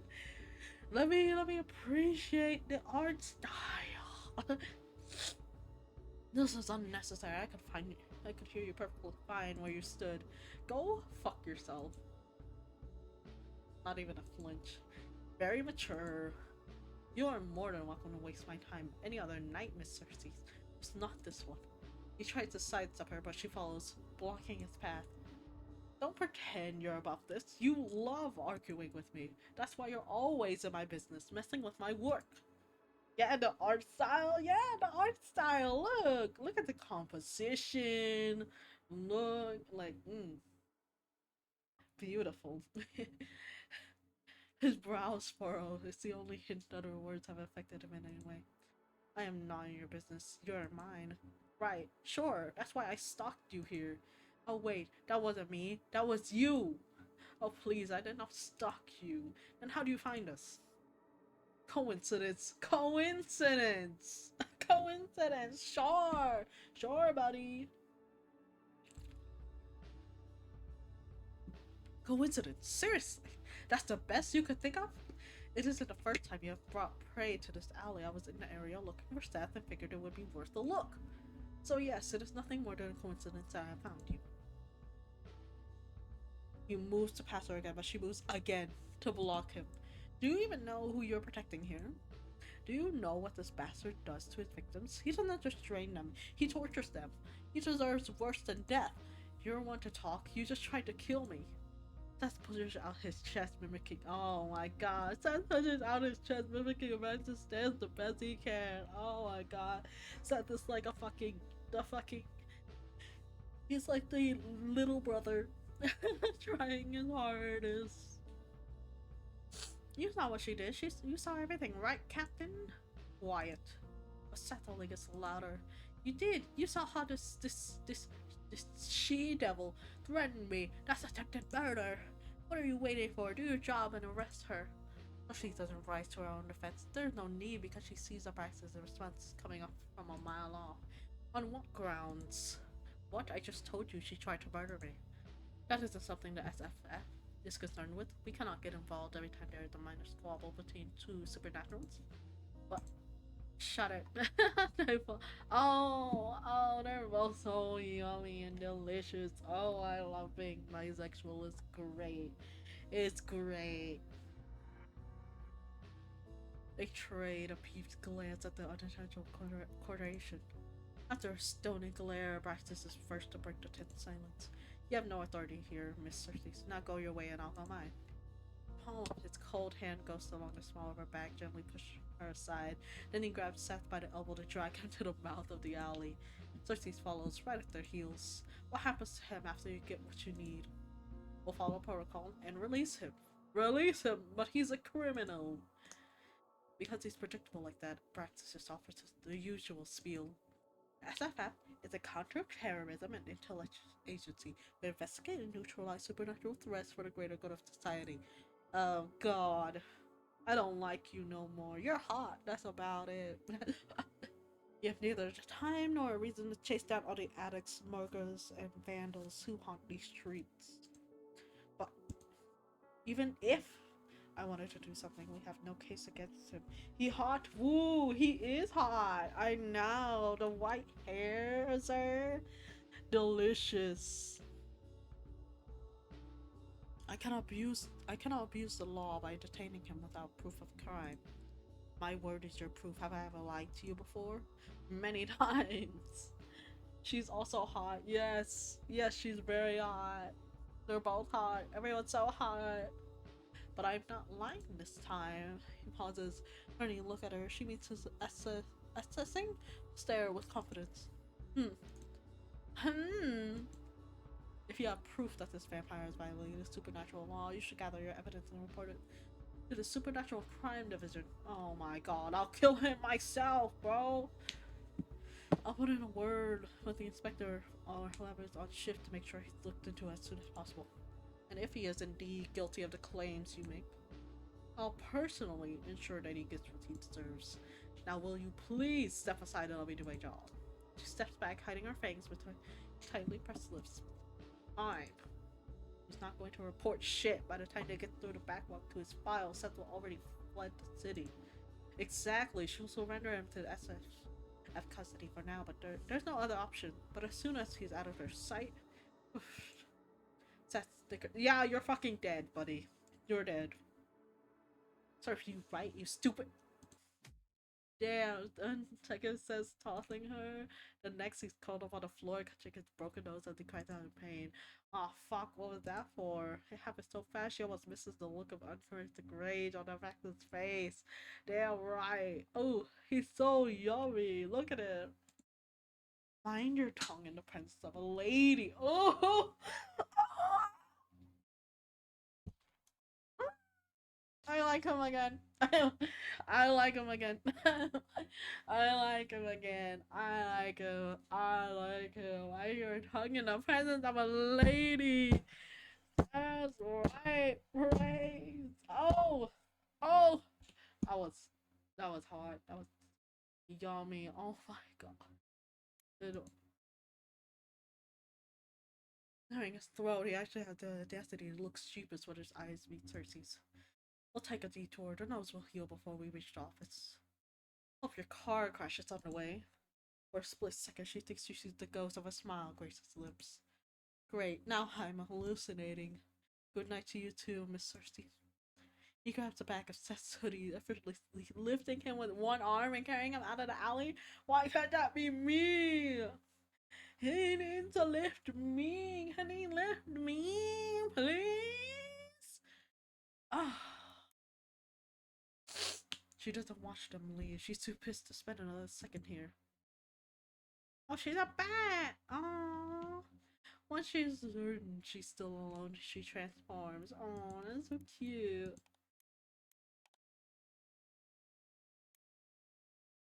She's a bat! And flies into the night. And we're back home. Cersei's flies through the open window of her flat. Miss Cersei, Miss Cersei, Miss Cersei. She transformed just in time to land on her feet inside. Who the hell does he think he is? Oh! Ah! Ma'am! Ma'am! Ma'am! Ma'am! Women! Women! Oh my god! Ma'am! Yes, ma'am! Oh my god, ma'am! Ma'am! Ma'am! Ma'am! Oh! Damn! Damn! Damn! Damn! It was to stop in front of a mirror so she could adjust her underclothes and check her makeup. Oh, you look so... I would need the title of this game. It is called, for research, it is called Burn the Midnight Oil. I'll type it in chat for you. Burn the Midnight Oil. It's, but her reflection makes her pause. Sometimes I wish the myths were true and vampires didn't have reflections. When she sees herself in the mirror, she can never resist picking her appearance apart. No, you look beautiful! You look beautiful! Her red lips painted that color so her mouth would match her eyes. The black hair she frequently restyles with every change of the seasons. The body that stopped aging the year she turned her 22, only a few days short of 23. She tries to carry herself to show she's older than she looks, but staring herself down in the mirror, she can't help but feel hopelessly young. In the near 100 years of her existence, she reinvented herself dozens of times. So why do I still look so like the girl I used to be? I wish I could forget her, but every time I see myself, there she is. At least she's beautiful. A small mercy. I'm too old to mope around like this. Lucy picks her clothes back up, slipping them back on. Damn. You still look beautiful. It's embarrassing, really, letting her back to shake her confidence like this. Damn right, don't let a man make you feel like that. Oh, what did I do? I accidentally clicked out. Oh, Kitty! She smirks. Back again, I see. She quiets her steps, thinking around as she searches for the little intruder. Come out, wherever you are. Noya! It is not Noya. She catches the culprit. Her discarded bra. Her neighbor's cat. Meh? Need him to shake me up. I mean, what? Okay, sir. How do you manage to escape your owner this time, She pisses at Ellie, ignoring her from her hiding spot. She's not sure the sounds actually make a difference. The catcher seems to really like her. Aww. Or why else? Why would you sneak in here all the time, She picks the cat up, cuddling her in her arms, pressing a kiss to her head. Aww. Poor Mrs. Harris. Harris has to be worried sick about you. Wait here. I'll have Eddie take you home.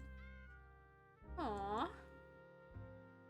I take that as a yes, ma'am. Good kitty. Downstairs, she finds Edgar hunched over his desk, nose buried in mountains of paperwork. Hey! Oh, I actually really like this fit a lot more. You know who this reminds me of, Sock? You know damn well who it reminds me of. Oh.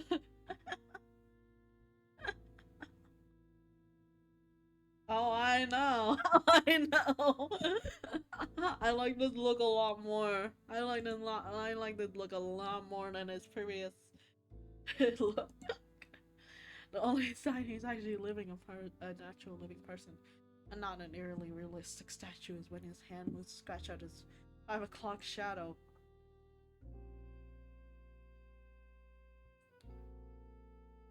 Unfortunately, it's doing it for me. I know it is. He's so yummy here. Sometimes it's all too easy to forget that Edgar is in the same boy I met 20 years ago. Oh, he's like 40 now? Question mark. Edgar is the only human companion she's ever had. She's known their relationship isn't conventional. Vampires don't keep the company of humans. They aren't feeding on or sleeping with or planning to change. Edgar is a blood bag, a quick fuck, or a toy to her. Okay, Azar. Okay. It's a friend. Perhaps our only friend in this world. Oh, I love being bisexual. Look at him. Look at him. When we first met, we looked the same age. Perhaps that's why it feels so strange to watch him grow while I don't. Growing old suits him. It does suit him. It suits him so much. Oh, what the fuck, that's actually really sweet. It is. I like their dynamic. Where he used to be cute, he's not handsome. He is very handsome. And he scared those fucking... got rid of those ugly ass clothes. At least in her opinion, that is. Slip into his lap. We're sitting on his lap. Leslie crawls over the desk and into his lap. She buries his nose in his collar and inhales. He smells the same as always. Like coffee, tobacco, and cheap body wash. Comfortable? I'm taking all the screenshots. Oh, I need to send this to Luca. So actually, I'm gonna send this to Luca now. Sending this to Luca now.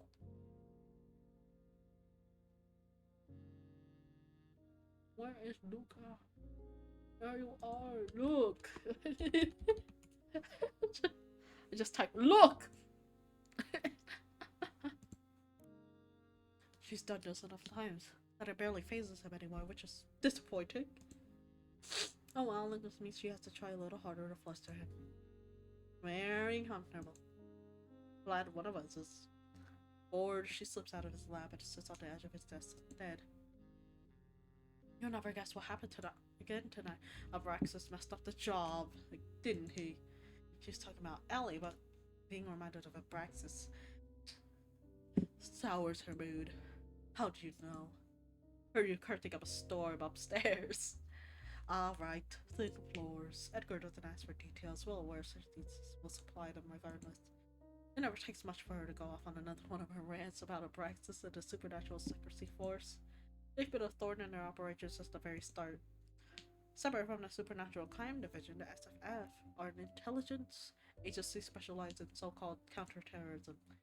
Bluntly speaking, they've been ordered to do whatever it takes to ensure that the existence of supernatural remains a secret from the larger world.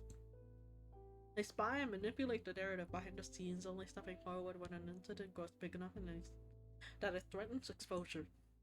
On occasion, they will even directly eliminate assumed threats. The SFF's higher-ups are all mortals, but they send supernaturals like Abrax to do the dirty field work for them.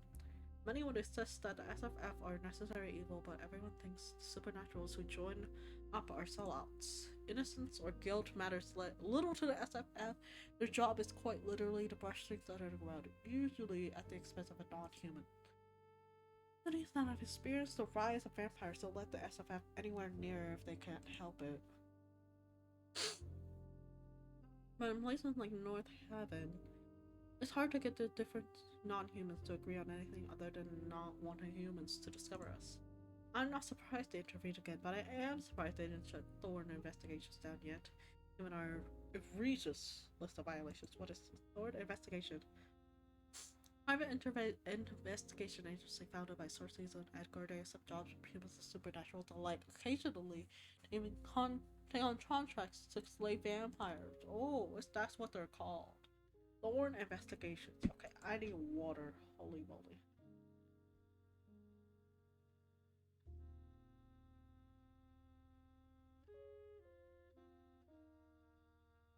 Why I don't?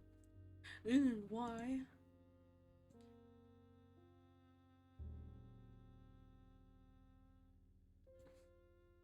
Why I don't really do visual novels. I like them. I enjoy playing visual novels. But my throat, bro, oh, reading it out loud, ugh.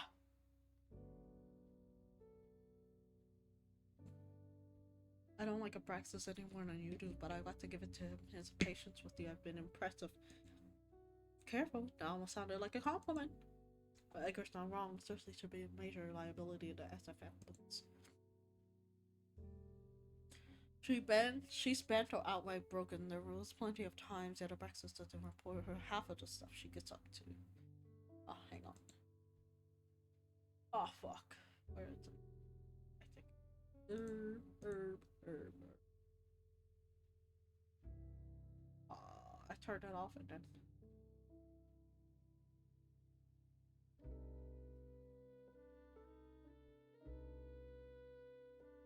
I forgot. Oh. Hi, Fernie. Hi, Fernie. How are you? We are playing a visual novel game. And I accidentally turned off streamer mode and I don't know how to turn it back on.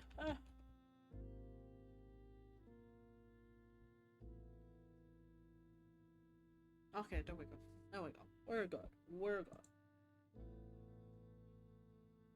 And then we'll start in 5 minutes. Because of that, she now seems to believe she owes him some kind of favor. As if I ever asked for his help. You know what? Oh, I don't like that smile. That smile is kind of creepy. That smile is kind of creepy. Why did he smile like that? Oh my goodness. Maybe he fancies you. Never say that again, Edgar. My colossal ego is inclined to agree, but I don't think that's it. Besides, he's married. He's married. What? To who? But his wife passed away ages ago. Okay. And yet, even after all this time, he still hasn't taken off his wedding ring.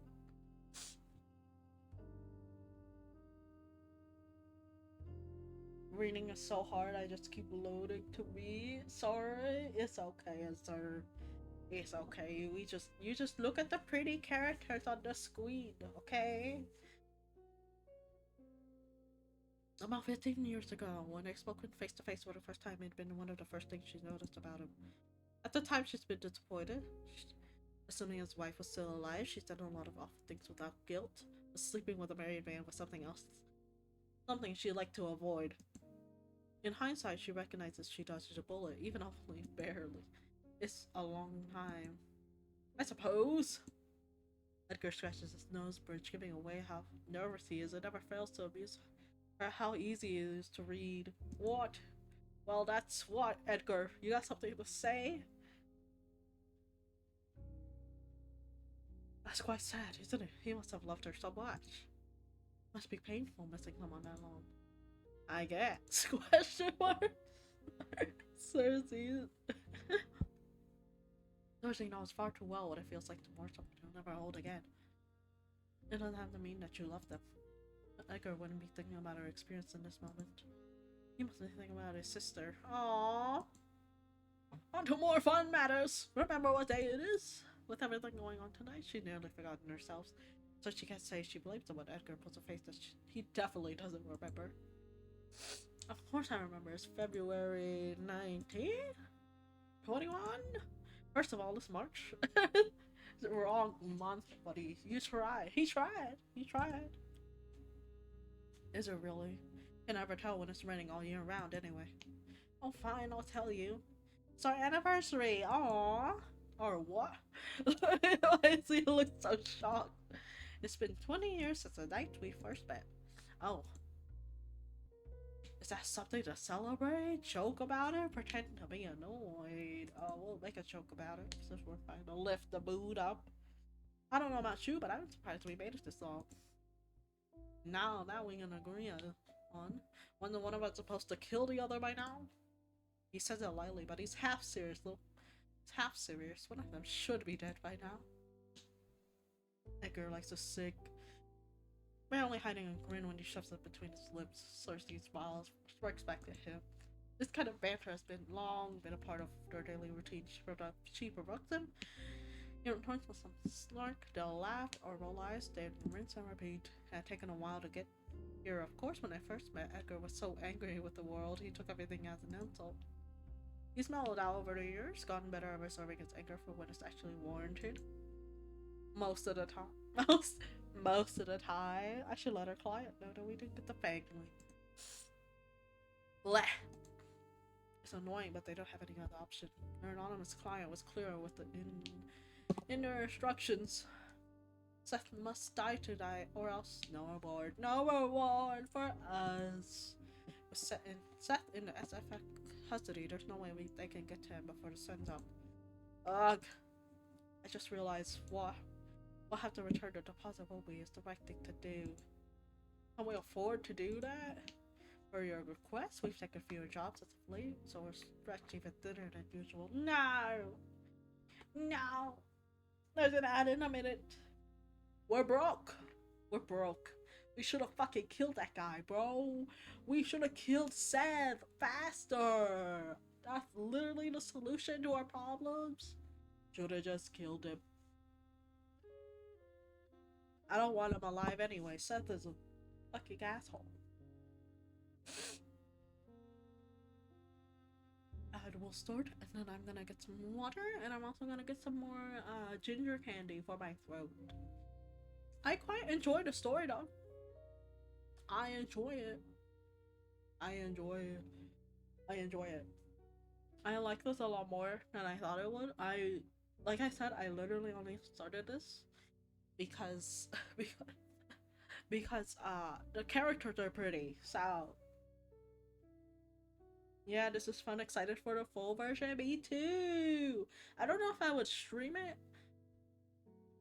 but I am quite excited. I like the story a lot. I like it a lot more than I thought I would like it. I don't even think I read the freaking. I think I read a little bit of what it's about, and then I just forgot. Edgar, hi Frosty. Yes, Edgar is so fine. Edgar and Cersei are so fine. They're so delicious, bro. They're so yummy. And ad is about to start soon. That's why I like pause. I'm waiting for the ad to start, and then I will get some water and some ginger candy for my throat. I wonder how he would taste if I rubbed honey all over. Okay, Frosty. Well, that is a you thing. Okay, the ad started. I will be back in like 3 minutes.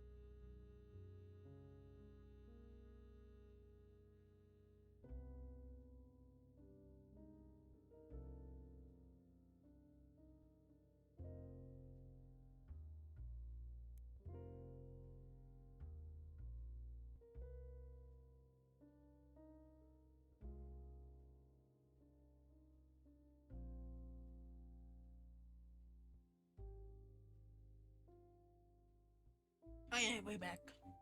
Way back. We're back. My water. And my ginger candy. And we are ready to read. I wonder how long this demo is. Hang on, I'm kind of curious.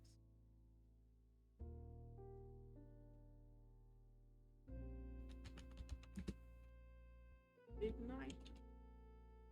Ooh. Demo.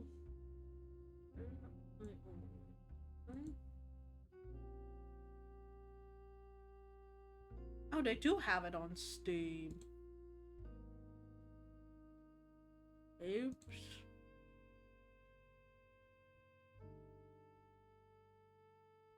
I spelled midnight on. Oh boy.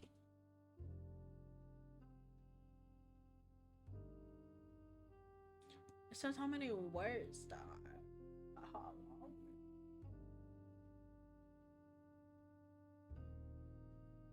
Like 3 hours for one route.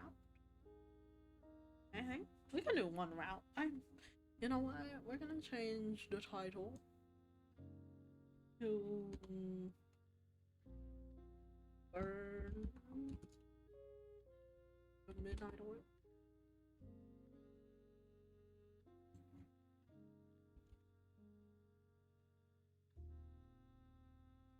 I can't type. In the Midnight Oil, my sexual panic.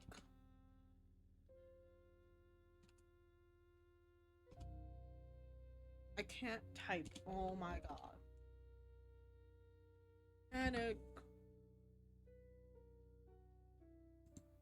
Okay, hopefully the title changed. Let's see.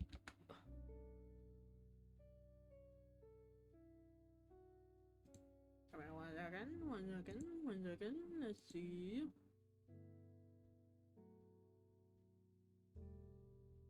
Okay, it did change. Good. Okay. We're broke. If we want to feel more secure about keeping the lights on, you could take a few more cases. Or spend less on clothes. Hey, Edgar. Why would I do either of those things when you're always working so hard to make sure we're a month ahead of rent? Oh, that's not what I meant to do. I've only got so much hair, so and I've only got so many dresses. Edgar heaves a sigh. Oh, you might say that. I'll just take it out of my own pay then. She nods, pleased with this quick thinking. Anyway, I can all wait till tomorrow. Let's go to the Golden Cat and celebrate our 20th? Aww, you don't need to use our anniversary as an excuse. We go there every night. But tonight will be special. Drinks on me. Spoiling us. Hell yeah. Well, technically, it's our rapidly depleting business funds that will be paying, but the sentiment dance. You sure know how to spoil a bat. So that's a yes. Yes, let's go. Alright, just let me fetch my coat. Why do I feel like I'm forgetting something important? The cat! The cat! Knock. Oh. Who are you? They share an annoying look. Who? I only know one person who knocks like that. You take it. But I always answer the door. Who is it? Only because you're so good at it. Edgar puts out his cig and walks over to the door, opening it to reveal Edgar. Oh, Miss Harris. Thank goodness, Edgar. Seriously, thank goodness you're here. Miss Harris, their next door neighbor, rushes inside. She's a kind old woman who thankfully never complains about the suspicious people going in and out of Thorne's investigation at all hours. Hopes that her eyesight isn't what it used to be. Same goes for her hearing, actually. Oh, I'm so sorry to bother you. I know how busy you are doing your detective work, saving the day and all that, but I can't find my baby anywhere. Or baby being our cat, Ellie. I feel awful bringing this to you at this hour, but would you mind having a look for her? I couldn't sleep knowing she's out there cold and alone and lost. Shivering to death, my poor baby! Yeah, I could not sleep either. If my cat was missing, oh fuck no, I'd be searching everywhere. Her wailing's loud enough to wake up the entire building. Edgar starts to sweat. Edgar doesn't look like he's in the mood to go on a cat hunt. Luckily for him, they don't have to. Good news, we already found her. Her bawling immediately stops. You did? Yes, she's upstairs. She is? Edgar guides Miss Harris to the sofa. She sinks into it with relief. Oh, how lucky I am to have the city's finest detectives as my neighbors. It's not that hard to find someone who's hiding in your home. Cersei retrieves Ellie from upstairs, hesitantly returning her to her owner. Edgar watches the exchange with amusement. He's been nagging for ages that she should just stroll down to the shelter and pick up a cat of her own. Sadly, I lack the confidence to keep something like living alive. Oh, thank you. Miss Harris tucks the cat to her chest. Ellie looks out, not so pleased. Nya! You saved my baby again. How can I ever repay you too? It's nothing. We're glad to help you anytime, free of charge. Nonsense, I'll bake you biscuits and bring them over tomorrow. Oh, biscuits? I'll take that. Knowing she wouldn't even be able to eat them and no good coming could come from having Miss Harris looking around unless necessary, so she tries to tell her. There's really no need. We'll love that. Thank you so much. Seriously?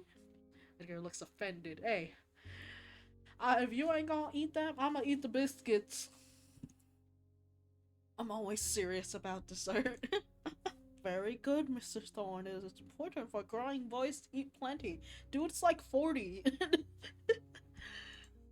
Good joke. The only thing Edgar's growing is a pitiful beard. He looks hot like that. No. Cersei's. He looks hot. Edgar rubs his jaw. And for that, you need plenty of calories. Sure, sure. He gently gets Miss Harris up out of her chair, guides her to the door. Hallway there, Miss Harris rambles about what she's going to bake tomorrow. Cersei almost have to shove her out the door. At the door. When it finally shuts behind her, Cersei turns to glare at Edgar. What? It would be foolish of me to turn away free food. Damn right. If it's free and if I like the food and it's free, I'm taking that shit. With Miss Harris gone, there's only one thing left to do. Drinks? Drinks. Let's go to the bar. We're getting fucked up. Getting fucked up. More drinking. The golden cat is almost the polar opposite of these two. All supernaturals and even a few humans who are in the known come here. As long as you keep your fangs, claws, wands, or whatever you've got to yourself, you're welcome to pop in for a drink. Oh, look at the coat. Ooh. Ooh. Oh, I may have a type. Entering the pub, Cersei's eyes immediately hung on one guest in particular. Oh, look, it's your little friend. Oh, hey. Oh, he kinda fine too. Come join us, please. Raoul, a local cop with muscles that aren't just for show. He's seated near a bar, nursing a beer in one hand. Don't call him that. The way you phrase it makes it sound indecent. But he is your friend. Last I checked, your only friend. I have other friends. There's Richard, back in my hometown, though I haven't spoken to the Pratt in some time, or even thought about him in a while. And there's you. We're friends, aren't we? Oh my god, don't blush! Don't blush! Don't blush! Oh, don't blush! Oh! Don't blush. Blush. Oh, that blush is delicious. It's delicious. I love a flustered man. Oh, of course. Embarrassed by how much his words mean to her, Percy's quick to change the subject. Thankfully, Edgar doesn't seem to mind, looking more and a little flustered himself. By the way, Raoul's like gay, right? Ah, damn. What makes you say that? He's never responded to any of my flirting. Maybe he's just... Perhaps he's not into you. Damn, I was gonna say... Or maybe he's, like, oblivious as fuck. No, he's definitely gay. The only first was Raoul to mess with Edgar, but it still surprises her Edgar hasn't noticed his friends not into women. Is he really so oblivious, or is Raoul just that private? I also love an oblivious man. Just Edgar, please. Maybe it's easier for her to tell because she also enjoys the company of her own sex. Wait, you've been flirting with him? That's what he was mulling over? Oh my gosh. Jay walked up to Raoul. Edgar greets him first. Evening, Raoul. Did you get off work early tonight? Edgar and Raoul have an interesting friendship, if you can call it that. They meet up every few weeks, but it's never a planned thing. They'll just sit next to each other and chat over a few drinks, bonding over being humans in a world of supernaturals or whatever. Oh, hello, Edgar. Unfortunately, I'm technically still on the clock. You're at a bar? Good to see you as well, Cersei. Have you been well? Look at his face. Raoul knows that Cersei's acknowledging her too. He's smiling, but she can't tell if it's out of politeness or if he's genuinely happy to see them. Sure. But what about you? Are you here on official business? Anything we should look out for? Well, spill the tea, sis. She takes a look around. Where's your pup, by the way? Rare to see you without him. Barely a moment after his mention, Cersei's was just Dante, Raul's police partner, stepped inside the bar. Oh, Dante, it's time to meet Dante. Yummy, yummy, yummy, yummy, yummy, yummy, yummy, yummy, yummy, yummy, yummy, yummy, yummy, yummy, yummy, yummy, yummy, yummy, yummy. Squawk delicious.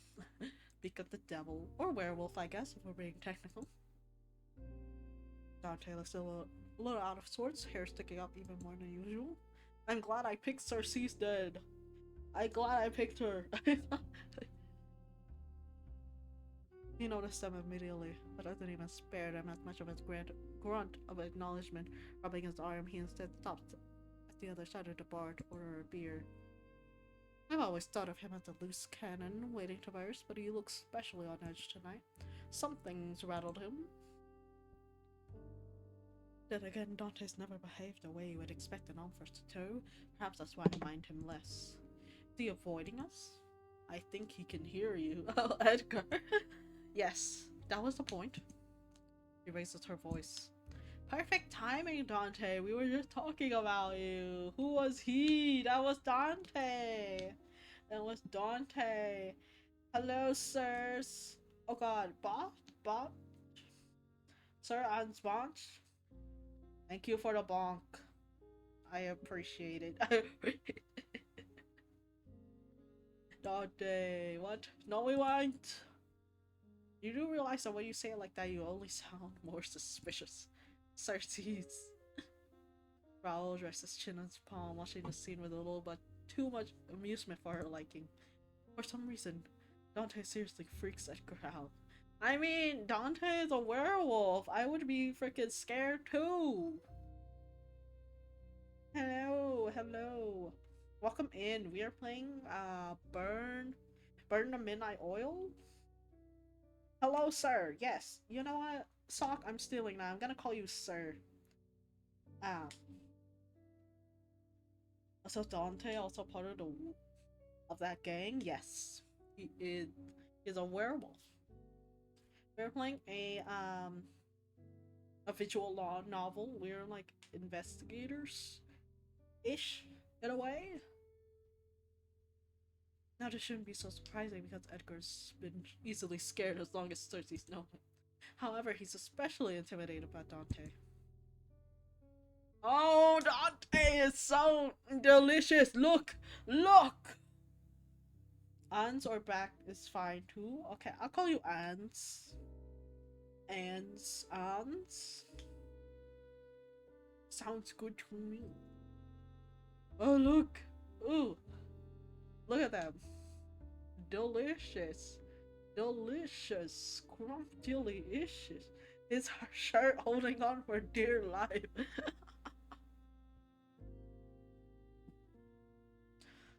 But you had to be pretty stupid to try something on Eddie while I'm around. In the meantime, Dante has picked up his spear and walked over. He offers a nonchalant wave with his free hand, which is probably as good as a greeting as they'll get from him. Did you forget to brush your hair this morning or run into trouble on your way here? If anyone's picking on you, you can always let me know. I don't like animal abuse. Animal abuse is a crazy fucking sentence. Oh my god.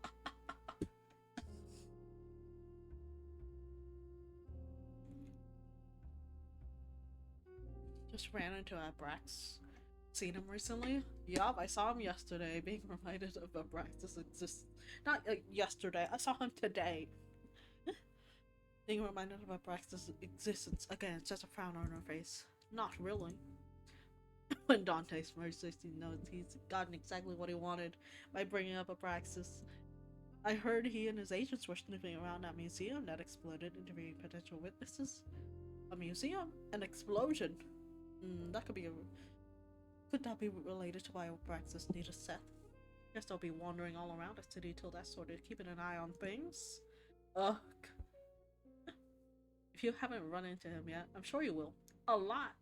Thanks, Dante. Thank you.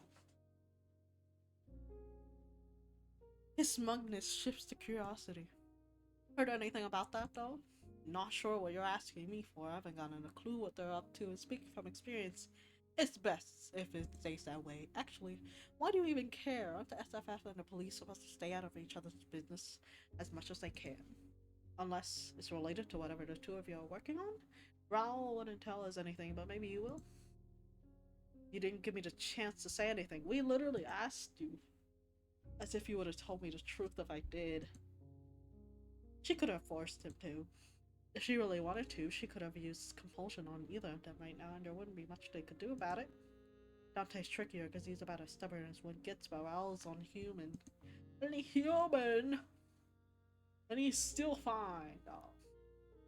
She wouldn't know, not because she's squeamish about compelling either of them, she's just not curious enough. Still, if Dante will tell her anything, she'll take it. Well, as you asked so nicely. No. Okay, Dante. Fuck you too. You suck. I don't. That's your job. Oh my god, these guys. Edgar, itching to get away from Dante, interrupts. Okay, well, you two look busy and we're in desperate need of a drink. We'll leave you to it. But, come on, Cersei, you bother them enough for tonight. How dare you? I'm perfectly lovely and pleasant to be around. Now, raves to Edgar. Good to see you, Edgar. Yeah, cheers. What a lovely group we have here. It's great. Edgar takes her arm as she begrudgingly lets her pull her to another corner of the bar. They nab their usual seats close to the bartender. When they drink a lot, so it's good to have easy access. In order to maintain some level of dignity, we've agreed to never discuss exactly how much of our income goes to the Golden Cow. The bartender is swift. In a minute, they have their usuals in front of them. Some cocktail for Edgar, and a totally not conspicuous glass of red wine for Cersei. Not suspicious at all. So when are we going to address the elephant in the room? Address me. Address me. Edgar sips his cocktail, raising a single brow as Cersei's question. I'm talking about your addiction to sugar. Should it be criminal to even call it a drink? It's about 1% alcohol and 190% sugar. Hey, I like my sugary drinks too. They're delicious. Not quite sure those numbers add up. Besides, what right do you have to judge anyone's choice of drink when you order the same thing every night? Why waste money on alcohol when it just spoils the taste of what I really want? Wow. I need that too? What the hell? For real. Too real. I thought alcohol enhanced the taste of blood. Actually, I can't believe I never asked you that before. Oh, thank you for checking in, Fernie. I hope you are doing well, by the way. I don't know if I asked earlier. Sorry. I'm just so great. He knows exactly why he hasn't asked. Which each year that passes, Edgar grows even more determined to avoid acknowledging what she really is. Depends on the vamp, but nothing will ever beat drinking a fresh on tap. And have you started doing that again? It's like he doesn't want to kill her because she's gotten too attached to her. I'm doing good. I'm glad you're doing good. She doesn't miss the regret in his eyes before she averts them. Still, she can't help the irritation she feels at what she's insinuating. Not since I had a thing with Lazarus. You know that. Right. But you think that's a lie. I didn't say that. Even if I were doing it, I'm not like that pangling I met tonight. I have self-control. I'm fully capable of making my own decisions. Damn right, we love a strong, independent woman. I don't drink from people who don't want me to. And I certainly don't drain people, so you can stop looking at me like I bit your pasty. Like I bit your pasty ass. Oh my god. Edgar's face falls into his hands, but his trembling shoulders too little to conceal his laughter. It's not funny. I'm annoyed with you. I know. I'm sorry. Sorry I'm annoyed? Sorry you said it in the first place? Both? Oh, I love them. They're so cute. And why the laughter? Why do you have to call me pasty? You know I've been trying real hard to build tan. Brother, you ain't getting no tanner. You are not getting any tanner. You're just gonna burn. You should give up on that. You're only adding to the constellation of freckles on your face. Oh, the freckles are so cute. Oh my god. Oh, you like my freckles. I like your freckles. I said that. Well, I must have been lying since I'm apparently lying about everything these days. He grimaces. Seems he thought she was going to let that one swept under the rug. I'm sorry, Cersei. I didn't mean to accuse you. I know you're not like that. I know you wouldn't. It's just hard to forget the shit I've seen, the things I know you're capable of if you weren't held back by your own morals. It always comes back to this, huh? Edgar only likes the Cersei who stands up against her own kind and looks out for the weak. Not the Cersei who lures strangers into her bed and sucks their blood. I don't know how to tell him that I'm both. You gotta accept both sides, you know? So I don't.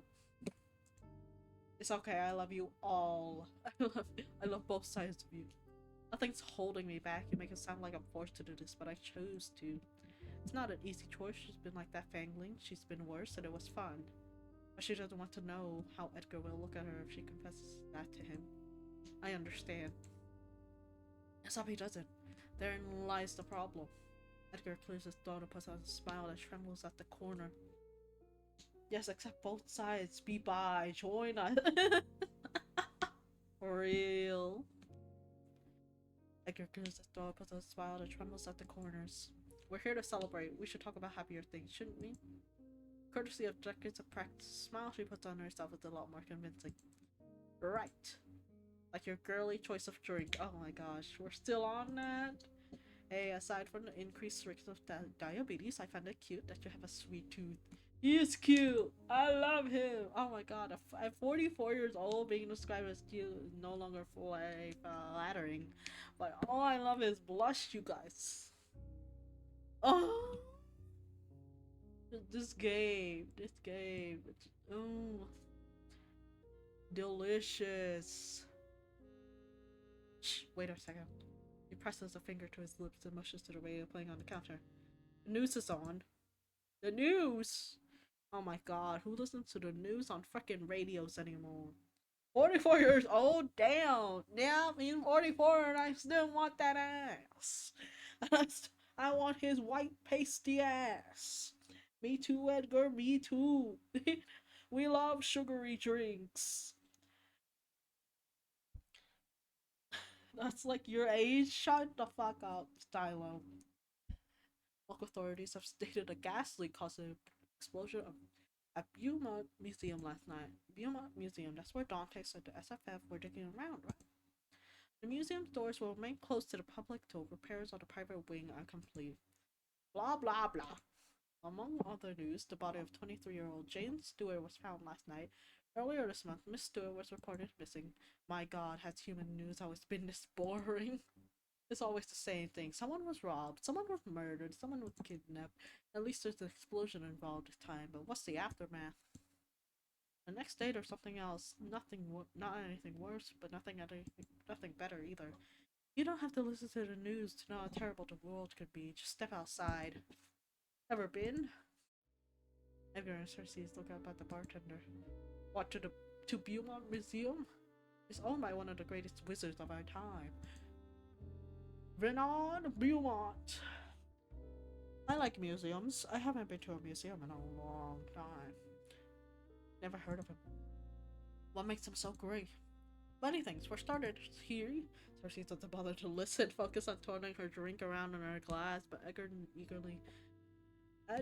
nods along, generally interested for whatever reason, because he's a geek. Look at him! Oh.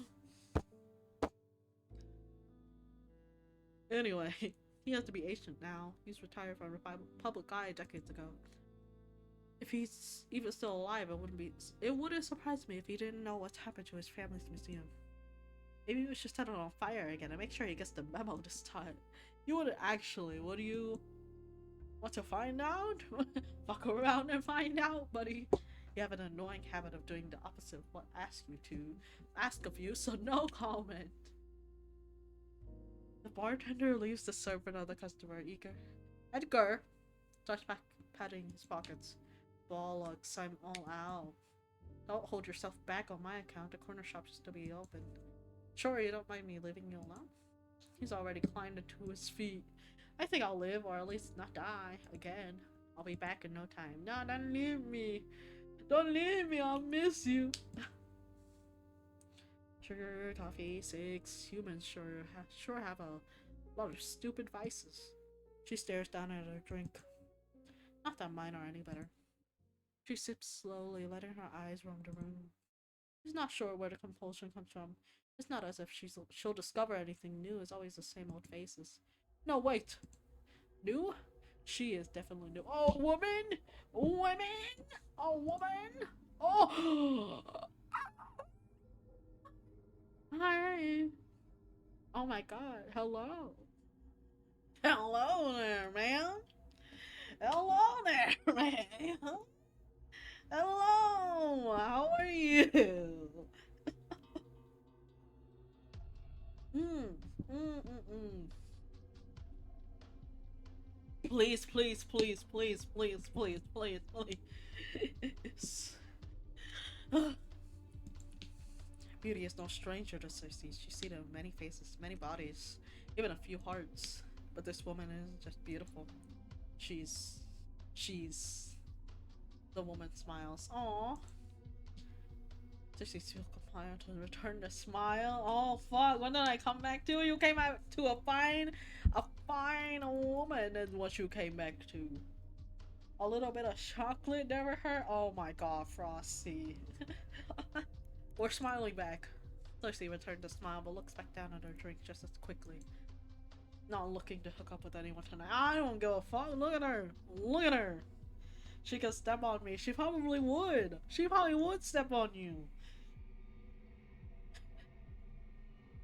Although that's a bit presumptuous of her. Maybe the woman was just being nice. That's true. She could just be nice.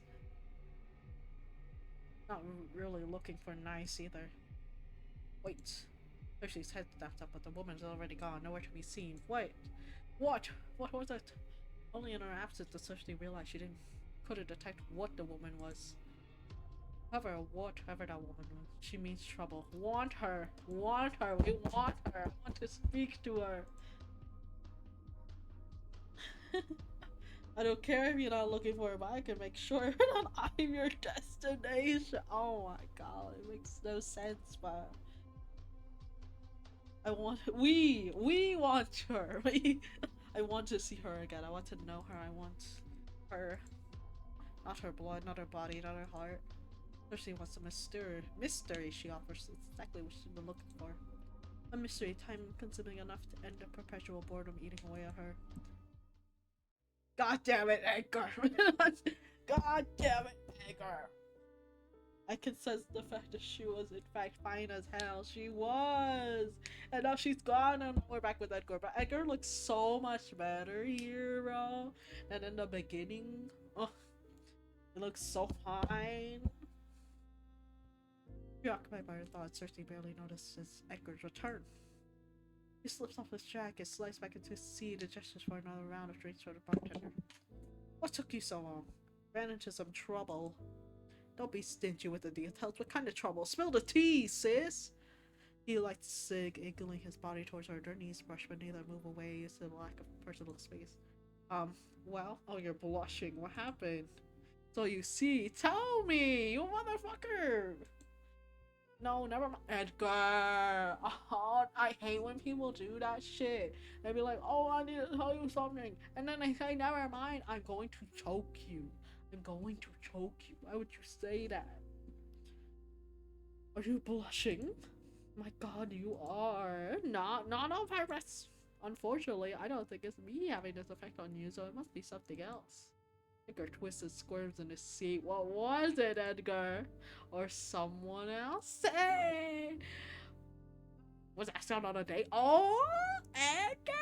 He was asked out on a date. Let's fucking go, Edgar. He spits the words out so fast. Cersei must have missed them if it's not for her supernatural hearing. You're messing with me. I wish I was. This is stressing me out. Edgar! Wait, you said yes? Look at her face. What? Obviously I said no. Why the fuck would you— why did you say no? Why would it be obvious? Was something wrong with her? Oh my god, capture this moment forever? What's that supposed to mean? What do you mean, Edgar? No, she was pretty and nice. It smelled good. Too many details now. Sorry, I just thought she had nice perfume. You like it, actually. You're only making it weirder, for real. I said no because it would never have worked. She's human. You're also human, motherfucker. Gotta capture all the shots of him blushing. Yes, I love his blush. As are you? But I don't live like one. Excuses, excuses. Think about it for a second. I run a supernatural detective agency. How do I explain that to someone outside of the business? Not to mention how I'm up all night, asleep most of the day. No sane, normal person will want to be with someone like me. Are you saying I'm not normal or sane? Because you would be correct. Edgar. Oh, come on. So what if she doesn't fit your normal schedule? You make time when you're in love. Damn right. Damn right, guys. Damn right. Damn right. If someone wants you enough, they're gonna make you time for you. They're going to make time for you. And if they don't want to make time for you, move the fuck on. They don't want to prioritize you. You deserve better. Love. God, I definitely don't have time for that. Not when there's clients to be managed and bills to be paid and okay, Edgar, you don't have to work all the time, Eddie. You could take off one night of drinking to get laid. Shh, what if someone hears you? Oh my god, Edgar. Oh come on, you're a grown man. You can't possibly still be embarrassed by the word sex. I'm not, but we're in public. Sex, sex, sex, sex. Jesus Christ. Breeding, hating, ovulating, fornicating. What does it you Brits say? Shacking. So she's cackling like a mad woman while Edgar hisses under his breath. Oh my god. Cersei's I'm begging you to stop. Oh my god. I love them. I love them so much. Edgar looks about ready to explode from embarrassment, anxiously glancing around to make sure no one's heard her. Cersei doesn't have the heart to remind them that they're at a bar for supernaturals. Almost everyone's guaranteed to have overheard. Anyway, wouldn't it be nice to be with someone, even if only for the night? Oh!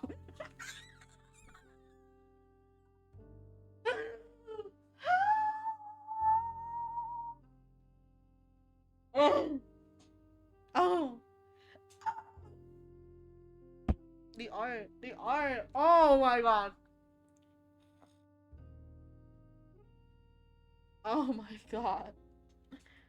Oh my god! The art! Oh my god! Look at him! Look at him! Look at him! Normal Mira sounds. Yep, very normal. I'm so normal. I'm so normal. Don't you know I'm normal? Edgar laughs, shakes his head, more to himself than in response to her words. Somehow, I prefer to be here. Aw, with me? I wouldn't necessarily consider your presence to be an advantage, but yes, I prefer to be here with you. Aw, that's sweet. Lucy brings her glass to her lips, hiding her smile behind it. It's a good thing he said no. It's a shame he said no. It's a good thing he said no. I'm selfish. It's selfish, but Cersei's pleased he rejected the stranger. I'd be jealous if he suddenly had less time for us. For real. I just hit the jackpot! Hey, hey, hey, hey, hey, hey, hey, look at him! Look at him! Look at him! Ah. Oh, I'd also be jealous. I'm a very jealous person. The relationship isn't romantic, so it's not like he'd be cheating on her. But she likes the routine. It's the only stable routine she's ever had, and she doesn't want that to change. Besides, he's got a point. It's not like he could still work with her and lead a normal life. That's just not how it works. Of course, there are people like Raoul and Dante's superior, Orion, who have human families and try to live as normal as possible. Orion's an anomaly, and with time, vampires like him learn the hard way that rejecting your nature never works in the long run. Edgar's different. He could pack his bags, move cities, and go back to living a normal life whenever he wants. For real. As long as he remains here, though, he'll never be able to pull the wool back over his eyes. Oh, that was hard. That was odd. Edgar taps his cigar in the nearest ashtray. Enough about that. Did I miss anything around here? Oh, there was a very fine ass looking woman before you came in. Nope. For some reason, it doesn't feel right to mention the mysterious woman. Maybe because she knows how Edgar worries and she doesn't want him to start. Bartender slides the new drinks towards them. They clink glasses. It's 20 years of this hellish profession. Wait, is our character a guy or a girl? I think we're just. Well, we're playing Cersei's.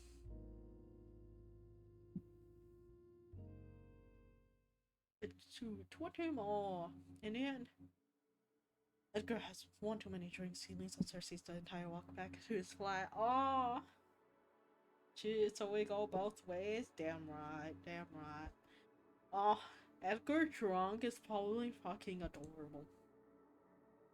Look at him. She stops when they reach his building. He's never invited her upstairs before. She doubts it'll be any different tonight. Will you make it upstairs on your own? Why wouldn't I? He pushes off her and stumbles up the stairs to the entrance. He almost falls over several times, but by some miracle, he manages to reach the door without breaking any bones. See? Oh god. He hiccups. I'm perfectly fine. He is not fine at all. Right. See you tomorrow night. He waves her goodbye. She waves back. Good night. He waits until he's safely inside the building. Chances are low he'll die on his way up. The lips of Cersei can stroll back on her tour flat. She walks out a leisurely pace. He fumbled. He did fumble. She was like her slow pace by delayed inevitable day. Oh, I love that. Oh, we're back in this outfit again. Ah, weapon.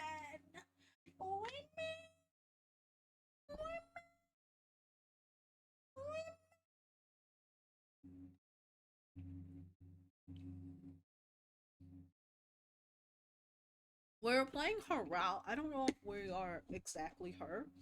I think yeah, we're her. We're playing Cersei. Mm-hmm. Cersei stripped out to her underwear. Her one-bedroom flat has no bed, only a sofa, so that's where she lies down. Outside, the sun slowly rises. The world will never be part of again, except she stares at the ceiling, trying not to think about the growing resentment she feels every time she has to hide away from the sun. I didn't always hate daytime. When her common sense returned after her fangling year, Cersei has found that the day offered endless opportunities for self-improvement. She read novels, she meditated, she brushed up on her history, learned martial arts, studied different languages, read some more. Slept with all kinds of people, men, women, people who didn't really identify as either. Damn right. Damn right. We love her. Half of the time she didn't even feed on them. She liked to cuddle in bed afterwards, basking in her seat in the heat. Thank you for the head pats and the hydrate, sir. Let's hydrate.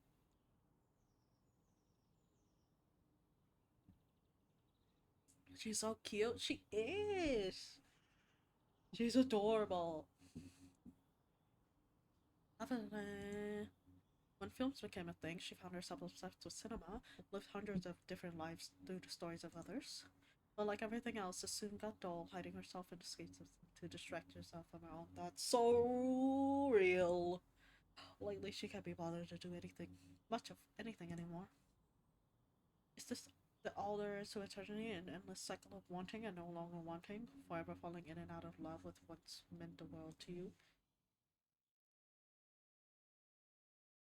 Are we taking a nap? If she shuts her eyes, if she pretends hard enough, she can almost imagine she's dreaming. Where do her dreams bring her today? We're dreaming! The mystery woman, Abrax, or Edgar? Oh, oh, I don't know.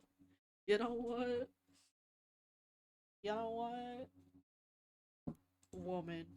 Look at her. Who was she?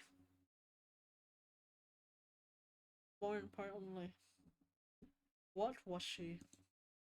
Every person has a distinct aura. Some call it life force, some call it the soul. Whatever you like to call it.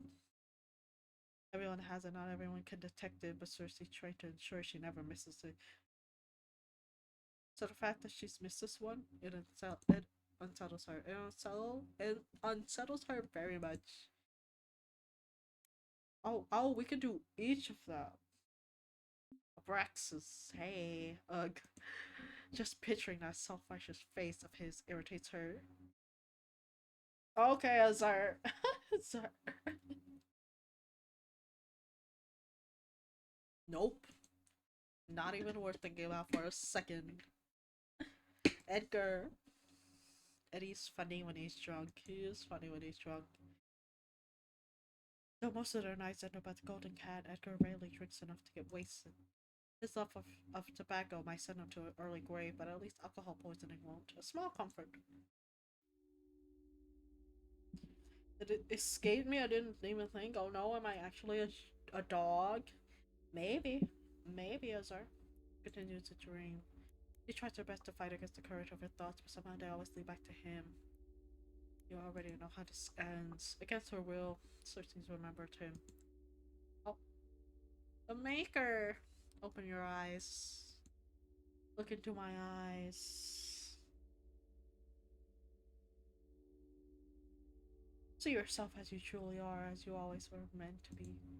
I'm afraid. For us, fear is a choice. As she opens her eyes and looks into his, she doesn't see herself. She sees him. And only him. Beautiful.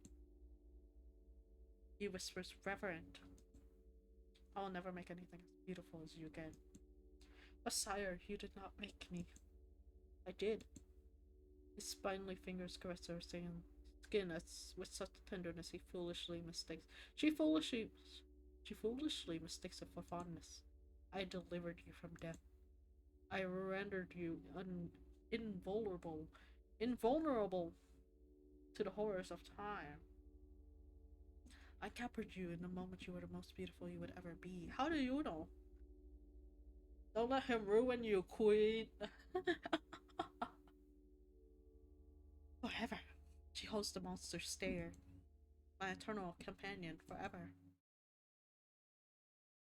Wakey wakey. The sun has set again, but Cersei's only stepped out of her daydreams when she hears the balcony door open. The wizard! She doesn't have to get up to guess who's broken into her flat. She recognizes those steps anywhere. What do you want? Why are you at my house, the fuck? Why are you here? Can I help you? You gotta have a good reason for this, Brax. So he's stronger than me, because if I walked in and I saw all this, it'd be over for me. Actually, it'd be over. She stands up to glare at him.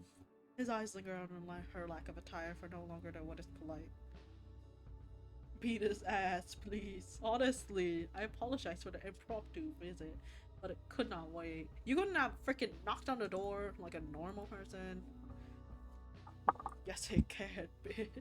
Oh my god, would you please put some clothes on? Then of course I shall explain my unconventional entrance. Tease him. Haunt him. What is he still doing here? Tease him. Why not remove your own clothes if it feels unfair? Do not be unreasonable. It is not a matter of what is fair or not, but of what is appropriate. Well, I won't be putting mine on. This is my home and I'll be comfortable like this. It wouldn't be quarters for me to be here while you are. Exactly, then you shouldn't have be here! About his hair, his look, his fit, your honor, he could choke me. So real. So real. Like, he's so fine. Like, when he said freaking don't talk to a lady like that or something like along those lines, oh, that was hot. He gestures awkwardly, refusing to look at her again. Unprepared for guests. Exactly why she should remove yours, make it even. He must know she's messing with him. She can tell from the angry furrows he's failing to hide between his brows, but he slips off his jacket anyway, hanging it over the side of the sofa. Oh! Damn. Satisfied? No! Not yet! I'm not satisfied! Not yet. This is what I want to see, Frosty! eyes linger appreciatively on the way his shirt stretches across his chest. Isn't it intentional that your shirts are always a size too small for you? If you intend to objectify me, I will be putting my jacket back on. I wanted to take that bitch off so I could get a closer look. So delicious, she sighs dramatically. Never any fun, are you? As a vamp, shouldn't you know better than to enter a stranger's home without invitation? We are not strangers. We're not friends either. Acquaintances. We're not acquaintances either. Are you seriously trying to negotiate our level of familiarity? He iced the balcony. He just sneaked into. I didn't mean to cause you any distress, but I had to make sure no one would know I was here. Why? And you felt that creeping in through the balcony was the most discreet way to accomplish that? I was not creeping. Yes, you did. How else would you describe it? His eyes sweep down her body again. Ahem. Oh, he's so dead ass if he wants to be friends with us. A turn we gotta crack like he's pissing me off. Enemies to lovers.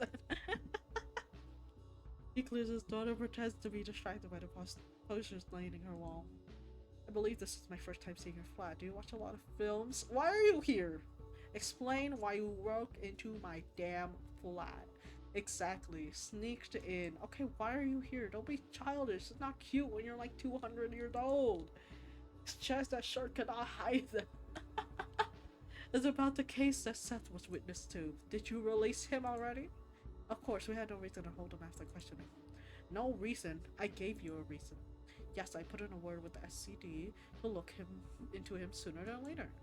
They mentioned they hadn't received any reports from you, however. Oops. I did not come here to talk about Seth. I need a favor. Favor? Favor? Or what? Will you do it? Well, you gotta tell me what the favor is first. You can't just ask if I'm gonna do it. The request surprises her. She studies his face, waiting for the punchline. Well, will you? I can't believe my ears. The great Abraxas asking for my help? Really? Do not make me repeat myself. It was difficult enough the first time. Even if she finds it hard to believe, Abraxas is definitely telling the truth. He barely even relies on his own agent, so for him to come to her, of all people, for help? It means he needs something badly enough to swallow his pride. I never expected to see the night. She's already set on not doing it, because why would she in her right mind ever help Abraxas? That doesn't mean she's not curious. You're going to have to share more details before I decide. Have you heard of the incident at the Beaumont Museum? Yes, everyone has, in passing. This must never become public knowledge, but the gas leak was a cover-up coordinated by us at the SFF. Wow! No one's surprised. Fuck the police. Who could have ever imagined? Magic triggered the explosion. The burst of energy was so powerful that should our culprit have wished to, they could have destroyed far more than a single wing. At worst, I fear they might even be able to burn down half of North Haven. My agents and I have determined it cannot be a mere accident. This was an intentional attack. I see. Unfortunately, it gets worse. The wing that was destroyed harbored several magic artifacts, one of which is now missing. You should be grateful then they could have stolen all of them. I sent my team to clean up the scene and deal with any witnesses. That's when they found the initials JM sprayed on the wall. JM. Whoever or whatever JM is, it is our only lead. Couldn't you trace the magic from the explosion? So she's known for a fact that SFF North Haven branch has a very talented witch in her ranks. She even happens to be Rax's second in command. Women. We suspect it was caused by the artifact itself, which didn't leave any residue from the user behind. Okay, but why do you want me involved? SFF regularly collaborates with supernatural police, but that's it. They've never worked with the Thorn investigations. Now, while Cersei's not opposed to the challenge, she's no witch hunter. Witch hunter? She knows vampires, she knows werewolves, she knows demons, but messing with the wrong wizard can have deadly consequences. Damn right, we don't fuck with wizards, guys. Don't do it. It's common sense to not get involved in their affairs. We're going to launch a full investigation into JM. But we are explicitly told by the people higher up the ladder to drop the case. Oh, and that's gonna start in 5 minutes. Apparently an outsider is being sent from somewhere else to continue the investigation. I take it that's unusual? Not necessarily. There have been cases where we've collaborated with external parties. Ow! Thank you for the star, Moku. But the key word there is collaboration. Never all the time I have worked for the SFF have I been locked out of a case in this manner. Oh, come on, you've lived not long enough to know there's a first for everything. I know. Still, I am suspicious of their intentions. I have no real reason to be, no actual evidence, nothing to work with but a presentiment. But I cannot shake the feeling that something is wrong. Since when do you care? What was the artifact? Seth was the only witness? Seth was the only witness? The only witness who might have seen anything of note at least. We've interviewed all the others and we learned nothing. Who might have? I thought you brought him in for questioning. We did. However, we were told to drop the case. We could ask him anything worthwhile. Damn. Once again, the SFF proved to be embarrassing incapable. For real, like y'all gonna bring him in, and then they're like, "Oh, you have to drop the case. You can't even ask him a single question. Drop the case." Like, what the fuck? Not our finest work, I know. What was the artifact? You said an artifact was stolen? What exactly was it? If I knew, I would have told you. I doubt that. I'm Mira. I know more than the little I have already shared with you. Which is like nothing. It was hidden in plain sight inside Renald Dumont's private collection. We had planned to contact him about it before we were ordered to drop the case. So all we know is that it can make stuff go boom. Not the exact words I would use, but essentially yes. Who's to say that power didn't come from the person building the artifact? Exactly. Praxis firmly shakes his head like he's already ruled that option out. There are wizards and witches capable of things that our minds cannot imagine. But it would be suicide to release the burst of energy that large without assistance. When magic's involved, nothing's impossible. I suppose, still I would say it's too unlikely to be worth consideration. Since when do you care? I thought it wasn't any of your business if the laws enforced by your superiors might be unfair to non-humans. I know what you think of me, Mr. C, but I am not your enemy. SFF do what we want to protect supernatural from humans and them from us. Sometimes that means occasional casualty on our side. Our side, he said. When have you ever been on our side? Damn. Anyhow, given the things you get up to in your own time, I do not think you should be judging anybody else. I'll judge whoever I want, whenever I want. I don't kill vamps out of sense of moral superior. I can't fucking English. I kill them because it's fun and it pays the bills. Maybe that makes me a little bit of a bitch. So what? I'm not so much. What? That I need to pretend my actions are morally justified. Are you really so irredeemable when you only kill the bad ones? Don't paint me as some sort of anti-heroine. All vampires are bad, even you, especially me. Same goes for humans, werewolves, witches, you mean it. We're all equally capable of bad and good. That's why it means something when we choose to do good. We need to save. Let me save really quick before I forget. Braxis doesn't look surprised by her speech. He may not know the full extent of what Cersei used to get up before North Haven, but unlike Edgar, he could surely imagine this is Cersei's on her best behavior. And if you ever have the misfortune of meeting her at the worst, well, good luck. I only target the so-called bad ones because I don't need any more trouble with the law than I already have. Also, if someone's willing to pay to see you dead not once but twice, you're probably an asshole anyway. Praxis shakes his head. He gives up on adding anything to this conversation, returning to the previous subject. Technically, I'm not betraying orders. It's not me who's investigating this after all. It is you. And if you happen to feed some information back to me, that is simply how it goes. Loophole of the century. Cersei folds her arm over her chest. I'll help you under one condition. Why are you making that face? You haven't even heard what I have to say yet. Fine, state your terms. It's quite simple. You're so desperate for my help. Beg for it. Oh my god, girl. No. He moves to leave, but she blocks his path. Always so uptight. Let me rethink this. Abraxas just stares, waiting. She takes her time, hemming and hawing, simply for the amusement of keeping him in suspense. Oh, alright, I'll do it. His glare softens, but only barely. But enough for her to notice. Aww. Ants are going to start. I will pause right here. How are we all feeling? Don't forget to get up and stretch and drink some water. And, take care of yourself. Everybody. This is I was not expecting to be doing this today. But I'm glad. I'm glad we did.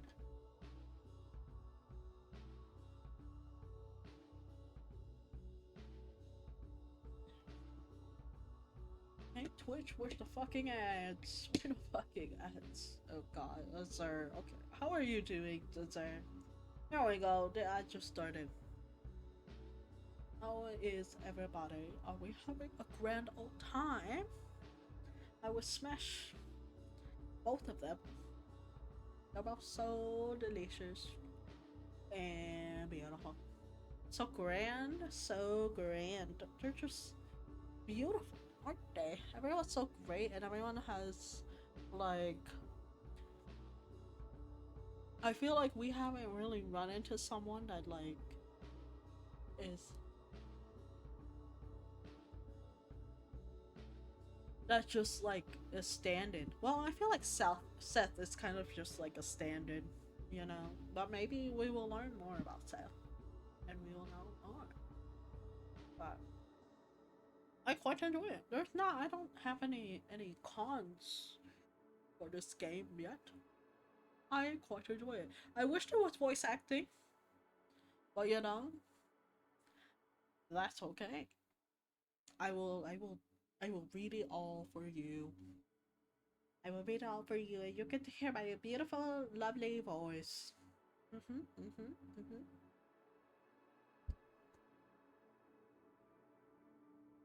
I will. Mm, hmm. Yeah, I'm gonna go to the restroom really quick. I've been drinking a lot of fucking water, which is good.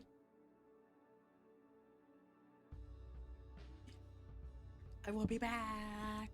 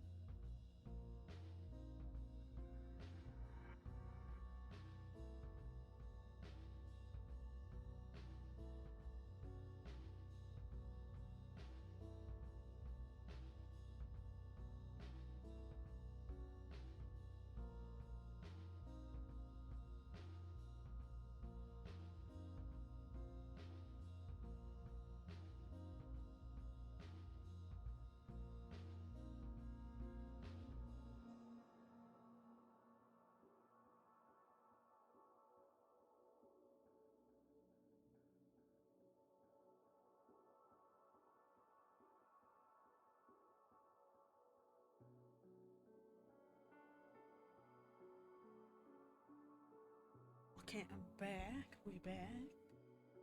It's been. Hi, Mogo. Pee your heart out. Okay. Okay, sock. Yo. Don't thank me, I'm not doing it for you. It just sounds like a compelling case. Far more interesting than anything I've worked on lately. Maybe this is what will fish her out of her slump. Keep her running through the investigations for another 20 years. Are we getting paid for this? Sir? Are we gonna get paid for this? You better pay us though, and provide a generous tip. Damn right. Damn right. We're not working for free. Everyone knows that Brax sits on a monstrous amount of generational wealth from his previous life. Something she might as well use to her advantage here. That can be arranged. Perfect. Now give me a moment to get dressed and I'll get you out of here. There's no need, I have my own way. You're not fucking sneaking out the goddamn balcony again. The balcony again? Absolutely not, Romeo. His eyes shift to the floor, brows drawing together. He's that conflicted about this. Perhaps it's because he's never broken the rules in the past. He fears the consequences should anyone learn that he's disobeying orders. Reassure him, the SFF have no reason to monitor your every move. Even if someone does find out that you came here, surely you're quick-witted enough to think of an excuse on the spot. Yes, you're right. There are plenty of reasons why I might come to see you. Plenty, you say? Such as? He rolls his eyes as any previous hints of vulnerability. Spanish. Never mind. Interest I do not have all night, and neither do you. Just for the attitude, I'll make sure to take my sweet time. And now, our gang is all together. The gang is here. Cersei leads the Brax downstairs so he can leave through the front door like a normal person. In their office, a freshly shaven. No, he shaved! Why don't you shave? No. He still looks good. But like, you know, I don't know. Maybe it's just me. In her office, a freshly shaved Edgar made himself comfortable behind the desk. His desk, he's mid-bite on a biscuit when they enter. Take that out of your mouth so we can understand. He swallows. Why is he here? Good to see you too, Thorn. Pleasure's all yours, prick. Edgar. Edgar's nasty gear softens only slightly when his eyes shift to Cersei's. I repeat, why is he here? And why was he upstairs? And how did he even get in? I've been here for over an hour and the door's been shut the entire time. Did he show up during the day? Did you spend all... Before you let your imagination run to places I don't even want to imagine, how about you shut up and let me talk? Put him in your place. Lie because it's funny. Go on. Lie because it's funny. You're right, he did spend the day. He did what? Look at his name. I didn't. Abraxas looked at Edgar. I didn't. Denying it twice makes me sound totally guilty. But you know it isn't true. Why must you always make up nonsense? As if I believe that anyway. Neither of you could stand each other for that long. Now tell me the truth. What's he doing here? I'm standing right here, Thorn. You could simply ask me. Or I could not. Abraxas sneers. In that case, I shall leave to explain it to your boss. Edgar lifts his plate. You're going to piss off now, right? Have a biscuit before you go. Fresh from our neighbor. I can't. Oh, that's right. You can't eat. Oh my god, Edgar. That's kind of funny.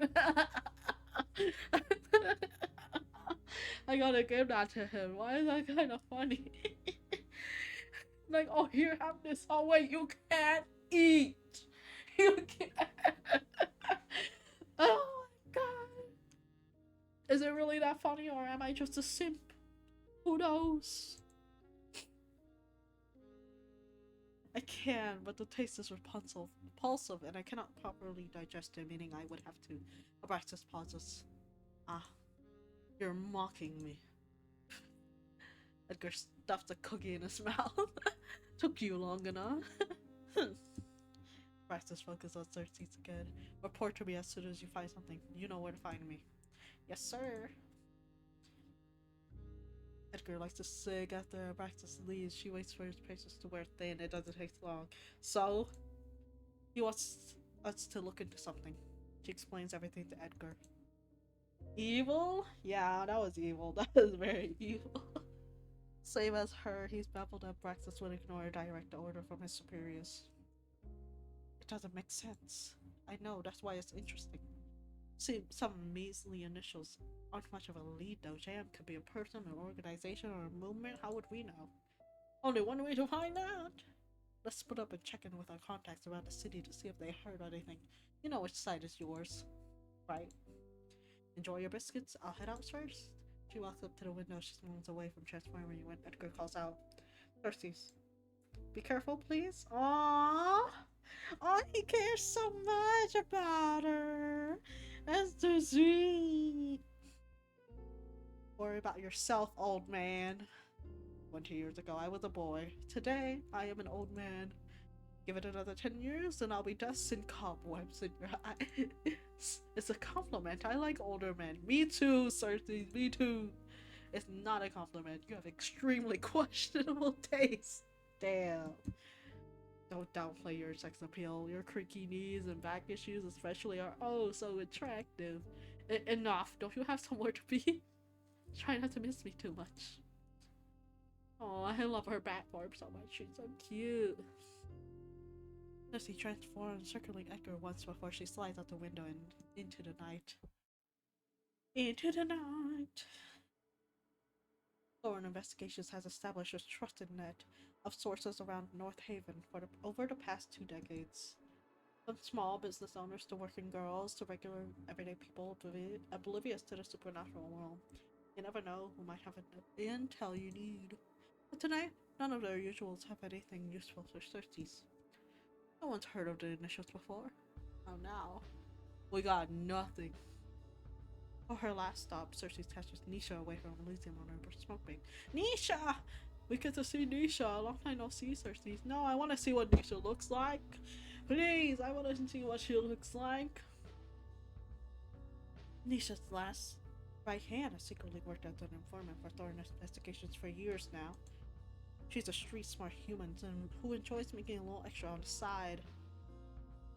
Although I'm not sure what she needs it for. From what I heard, Lazarus pays her plenty and more.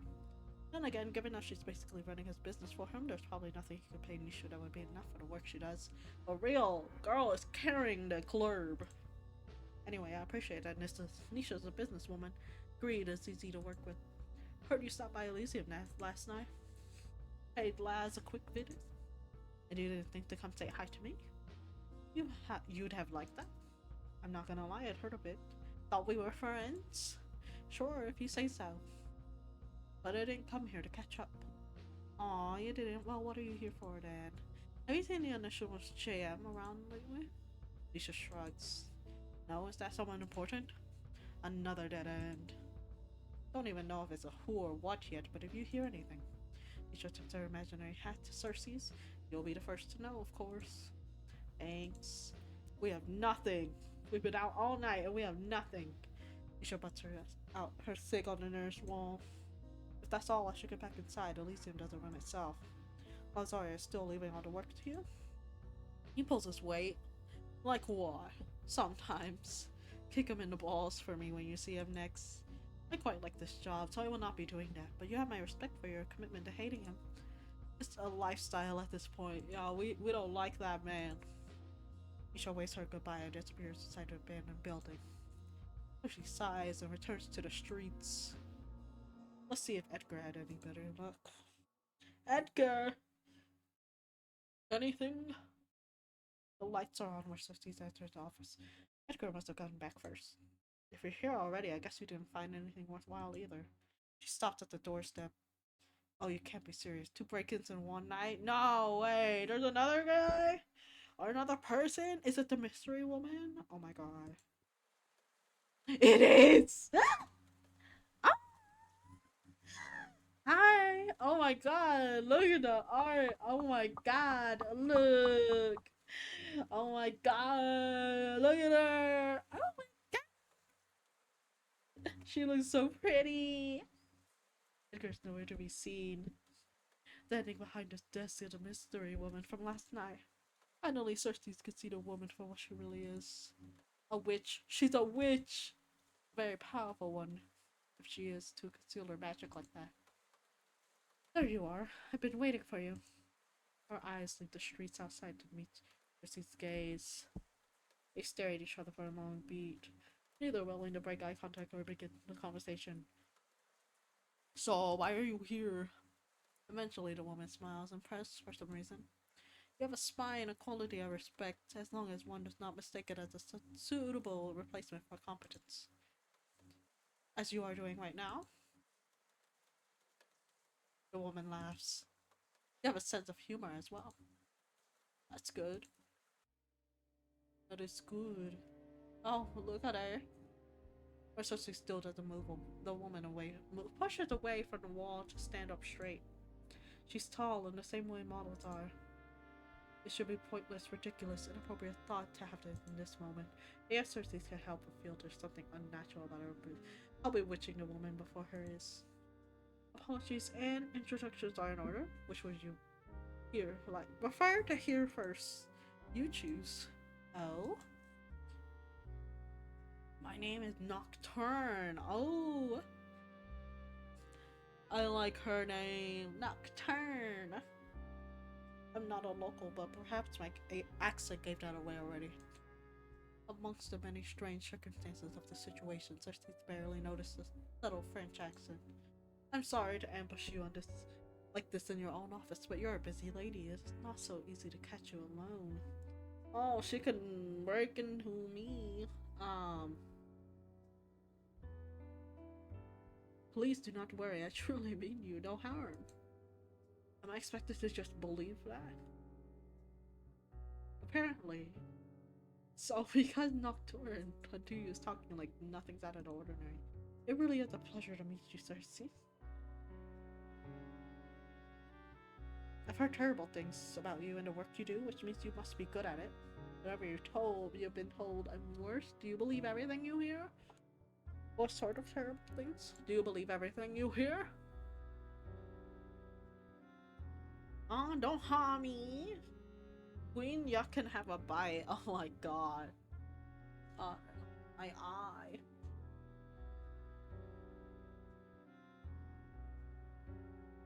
I confirm what I need to, of course. So not only have you been going around fishing for information on me, but you have also been fact-checking said information. You would rather be careless of me if I didn't.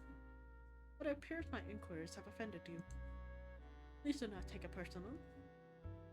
I always do a thorough background check before I hire someone. She's narrow eyes at the witch. You want to hire me? For what exactly? Nocturne doesn't look like she's requiring. She requires any help of killing your typical street vamps, so it's definitely not for that. Same thing everyone hired you for. I'm looking for someone. I want you to find them. Witches can own lizards, right? Oh my god, miss.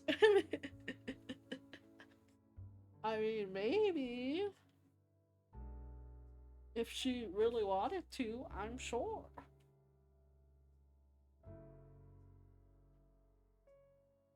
Right. Unfortunately for you, I'm quite busy at the moment, so I won't be able to take your case. Goodbye. Nocturne's voice is firm, even as her perfect smile stays painted on. You're already looking for them. Who? Ah, JM. So JM is a person. I presume so. The person they're pretending to be, the real JM, was a brilliant young witch. Well, who knows when it comes to this imposter? They could be anyone for all we know. How do you know it's an imposter? Why couldn't it be the real JM? Because she's dead. Like, oh, she's dead, you know? She can keep me in a jar. Okay, miss. Okay, but when I do it, it's wrong. But when it's a hot witch, it's fine. I see how it is.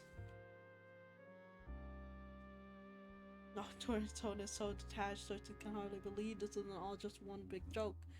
She's dead. Quite dead, yes, I would know. I killed her. She's dead. And you killed her? Murdered, slew, killed, whatever, whichever you prefer. Assuming that's even true, why would you admit that to a complete stranger? I told you I've done my research. I know everything I need to know to determine you are capable of this job. If I did not believe you were capable, I would not be here. I am not a witch who wastes her time on whims.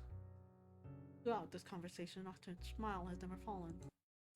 Up till now. Oh, damn! That's zoom in! Why is the zoom in kind of funny? This is like, oh, locked in.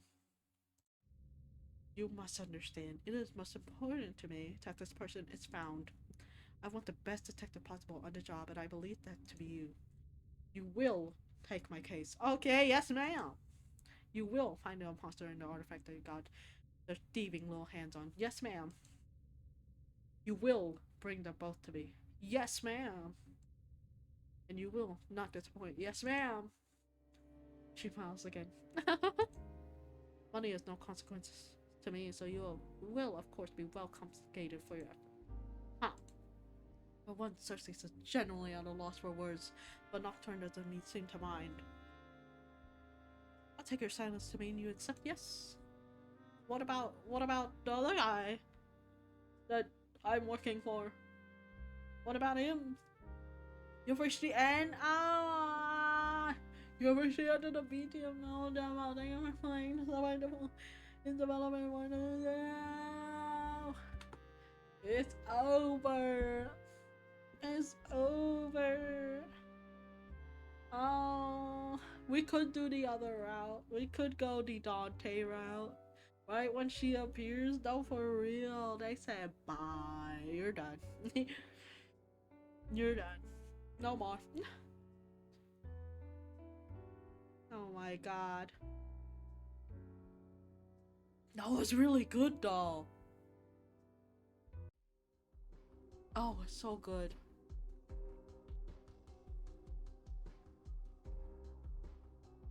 I don't know if I want to do the other route. I gotta be honest. I don't know if I want to do the other one. The other one.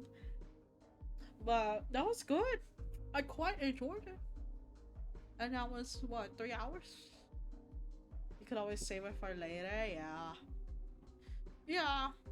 I'll probably, I don't know. I don't really have any interest in these guys over here. But, you know. Like, I didn't even, ow! Thank you for the hydrate. I didn't even notice they were, like, over here. Like, I didn't even notice, bro. Oh, content warnings. Ooh.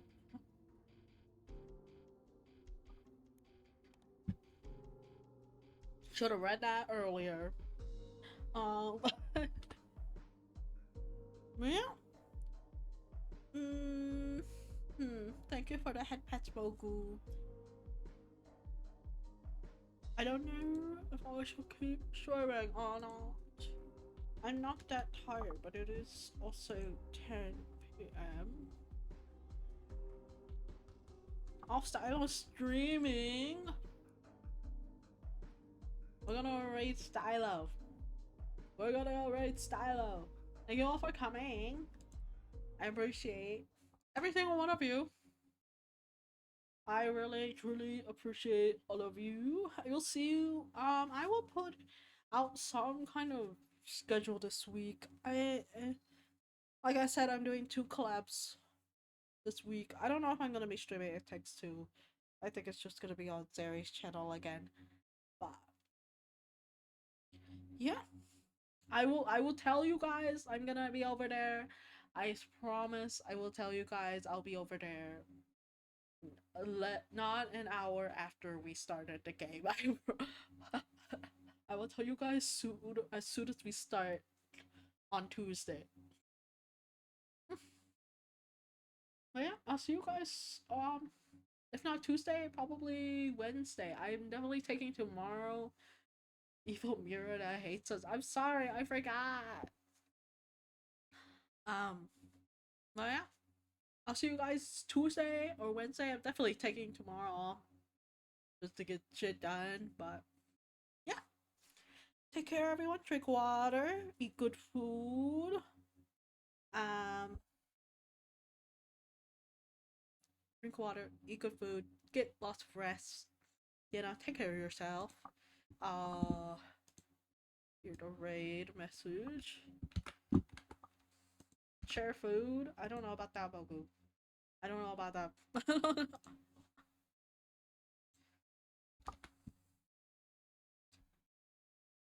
I do not know about that.